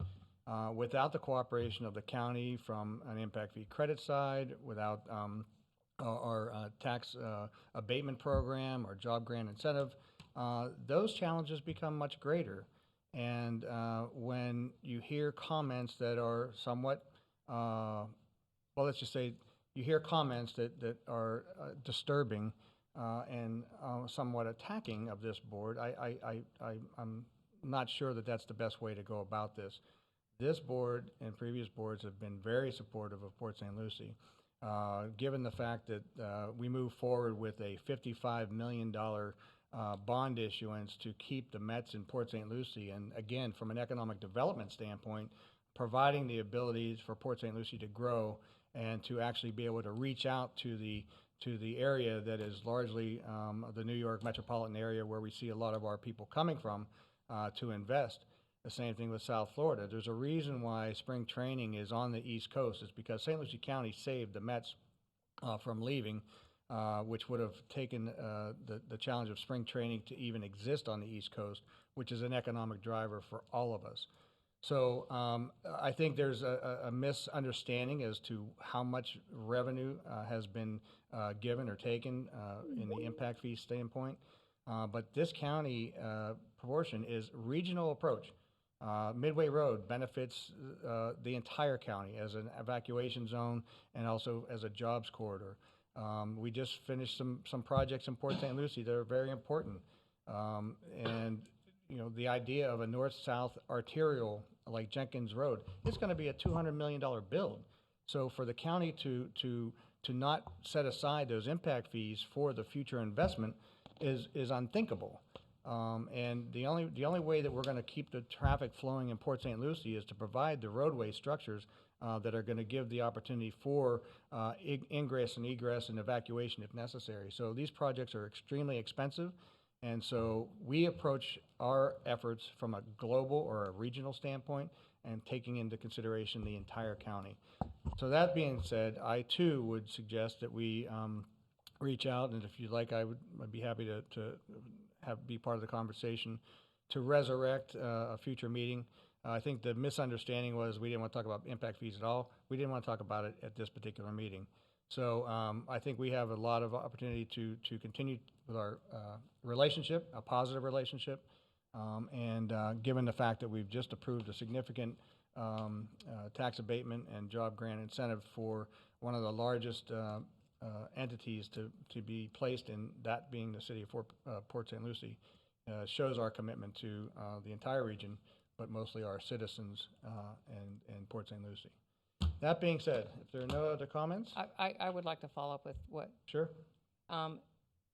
I agree, but I disagree. So I think things that were on the agenda, like talking about the economic development, we know that. Like Mr. Tesh was here tonight telling us he presented at the city. So those have already been told, they've already been spoken, they've already been presented at our meeting. So that is something that could have come off that agenda to make the time for impact fees. Impact fees and the CRAs that we're wanting to discuss are two important issues. That's the business between us and them.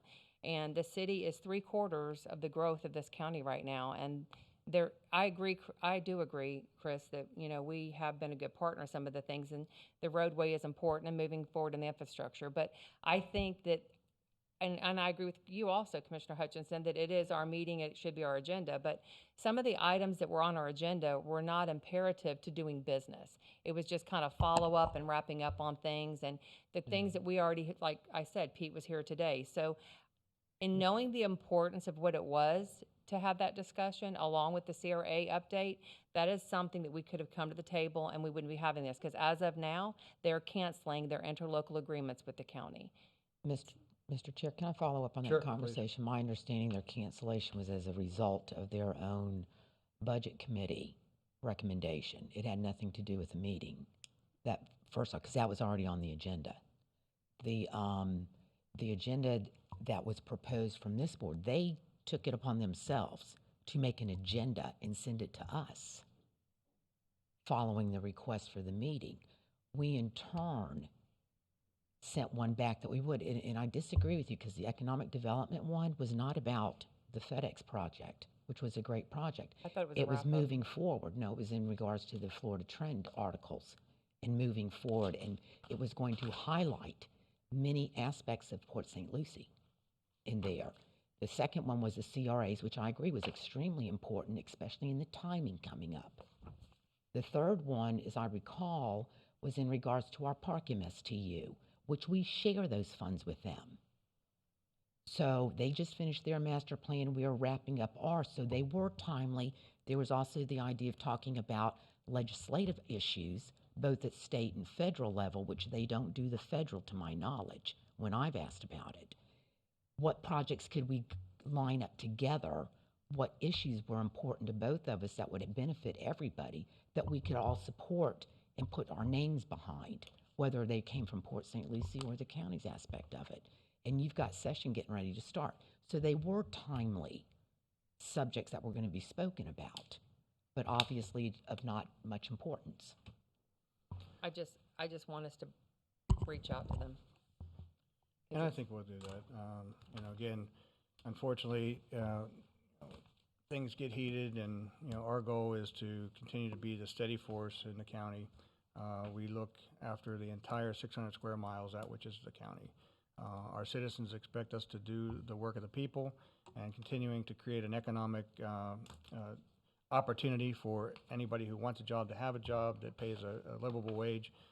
We are doing that, and we're doing it in cooperation, and our investments of county dollars are going in the right places to support that. That said, I want to say Merry Christmas, Happy Hanukkah, Happy Kwanzaa, and Happy holidays to all, and to all a Happy New Year. Be safe, social distance, keep your CDC guidelines at hand, wash hands, and be careful over the holiday, because we want to see you all back here next year. Thank you, everybody. Happy New Year. We'll come to order, St. Lucie County Erosion District. First on the agenda is general public comment. Is there anyone from the public who'd like to speak? Seeing no one, will move towards the approval of the minutes of November 10th. Is there a motion? Move approval. Second. There's a motion by Commissioner Zadowski, seconded by Commissioner Bartz. Madam Secretary, would you please call the roll? Commissioner Townsend. Yes, ma'am. Commissioner Mitchell. Yes, ma'am. Commissioner Bartz. Yes, ma'am. Commissioner Zadowski. Yes, ma'am. Chair Hudson. Yes, ma'am. There is a consent agenda. Is there a motion Move approval. to approve? Second. Once again, motion by Commissioner Zadowski and seconded by Commissioner Bartz. Madam Secretary, would you please call the roll? Commissioner Mitchell. Yes, ma'am. Commissioner Townsend. Yes, ma'am. Commissioner Bartz. Yes, ma'am. Commissioner Zadowski. Yes, ma'am. Chair Hutchinson. Yes, ma'am. There is no regular agenda. Is there a motion to adjourn? So moved. That's how you do a meeting, Chris. Call to order the Mosquito Control District regular meeting on Tuesday, December 15th. Is there any general public comment? Seeing none, I'll move for an approval of the minutes. Move approval. Second. We have a motion by Commissioner Zadowski, second by Commissioner Townsend. Madam Secretary, would you please call the roll? Commissioner Hutchinson. Yes, ma'am. Commissioner Bartz. Yes, ma'am. Commissioner Townsend. Yes, ma'am. Commissioner Zadowski. Yes, ma'am. Chair Mitchell. Yes, ma'am. We also have a consent agenda. Do we have a motion to Move approve? approval. So Second. moved. Motion by Townsend, second by Zadowski. Madam Secretary, please call the roll. Commissioner Hutchinson. Yes, ma'am. Commissioner Bartz. Yes, ma'am. Commissioner Zadowski. Yes, ma'am. Commissioner Townsend. Yes, ma'am. Chair Mitchell. Yes, ma'am. We have public hearings, county attorney on expansion of district boundaries. Thank you, Mr. Chairman. This item, as you indicate, relates to an expansion of the Mosquito District boundaries to include the Carlton Country Estates. We have a special act that authorizes a procedure to expand our boundaries. It does normally require a referendum, but in this case, we have owners of 16 lots within this particular development that have submitted petitions requesting that the district boundaries be expanded. That's a majority of the people that live there in that development. So we're recommending that you adopt a resolution adding the Carlton Country Estates to the Mosquito Control District beginning with fiscal year 2021-22 and waive the referendum requirement. As you indicated, this is a public hearing. Do we have anybody from the public that would like to speak? Seeing none, I'll move for an approval. Move approval. We have a Second. motion by Commissioner Townsend. Do I have a second? Second. Second by Commissioner Bartz. Madam Secretary, please call the roll. Commissioner Hutchinson. Yes, ma'am. Commissioner Zadowski. Yes, ma'am. Commissioner Bartz. Yes, ma'am. Commissioner Townsend. Yes, ma'am. Chair Mitchell. Yes, ma'am. And there's no regular agenda. I'd just like to give a shout out to Roger. Welcome on board running this, and I appreciate all your help. I'll entertain a motion to adjourn. So moved. Motion adjourned. Okay, so now we'll come to order together for the Sustainability District. Open for general public comment. Anybody wishing to approach the dais? Seeing no one, I'll close that. Over the approval of the minutes, Move please. approval. Second. Madam Clerk, can you call the roll? Commissioner Hutchinson? Yes, ma'am. Commissioner Townsend? Yes, ma'am. Commissioner Mitchell? Yes, ma'am. Commissioner Zadowski? Yes, ma'am. Chair Bartz? Yes, ma'am. Okay, we're going to go on to public hearings. Barbara, I think you're here for that. I am. Madam Chair, Commissioners, for the record, Barbara Gettler, MSBU Coordinator. One of the funding methods available for energy conservation and renewable energy improvements is to levy non-ad valorem assessments on those properties which derive a direct benefit from the improvements. This type of assessment is based on benefit and collected along with property taxes using the uniform method pursuant to Section 197.3632 of the Florida statutes. In order to preserve this funding option, it is necessary for the board to adopt a resolution expressing its intent to use the uniform method of collecting commencing in November 2021. The resolution must be considered at duly advertised public hearings held prior to January 1st, 2021. The resolution does not in any way obligate the county to levy special assessments. Rather, it simply satisfies the legal requirement, preserving the county's options to use the uniform method of collection if special assessments are levied.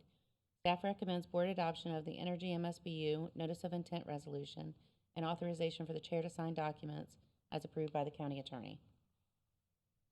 Thank you, Ms. Gettler. This is a public hearing. Anybody wishing to speak on this item, please approach the dais. Seeing no one. Move approval. Second. Oh, that was quick. Madam Clerk, that was Commissioner Hutchinson and Commissioner Zadowski. Commissioner Townsend? Yes, ma'am. Commissioner Mitchell? Yes, ma'am. Commissioner Zadowski? Yes, ma'am. Commissioner Hutchinson? Yes, ma'am. Chair Bartz? Yes, ma'am. Motion to adjourn? So moved. Thank you.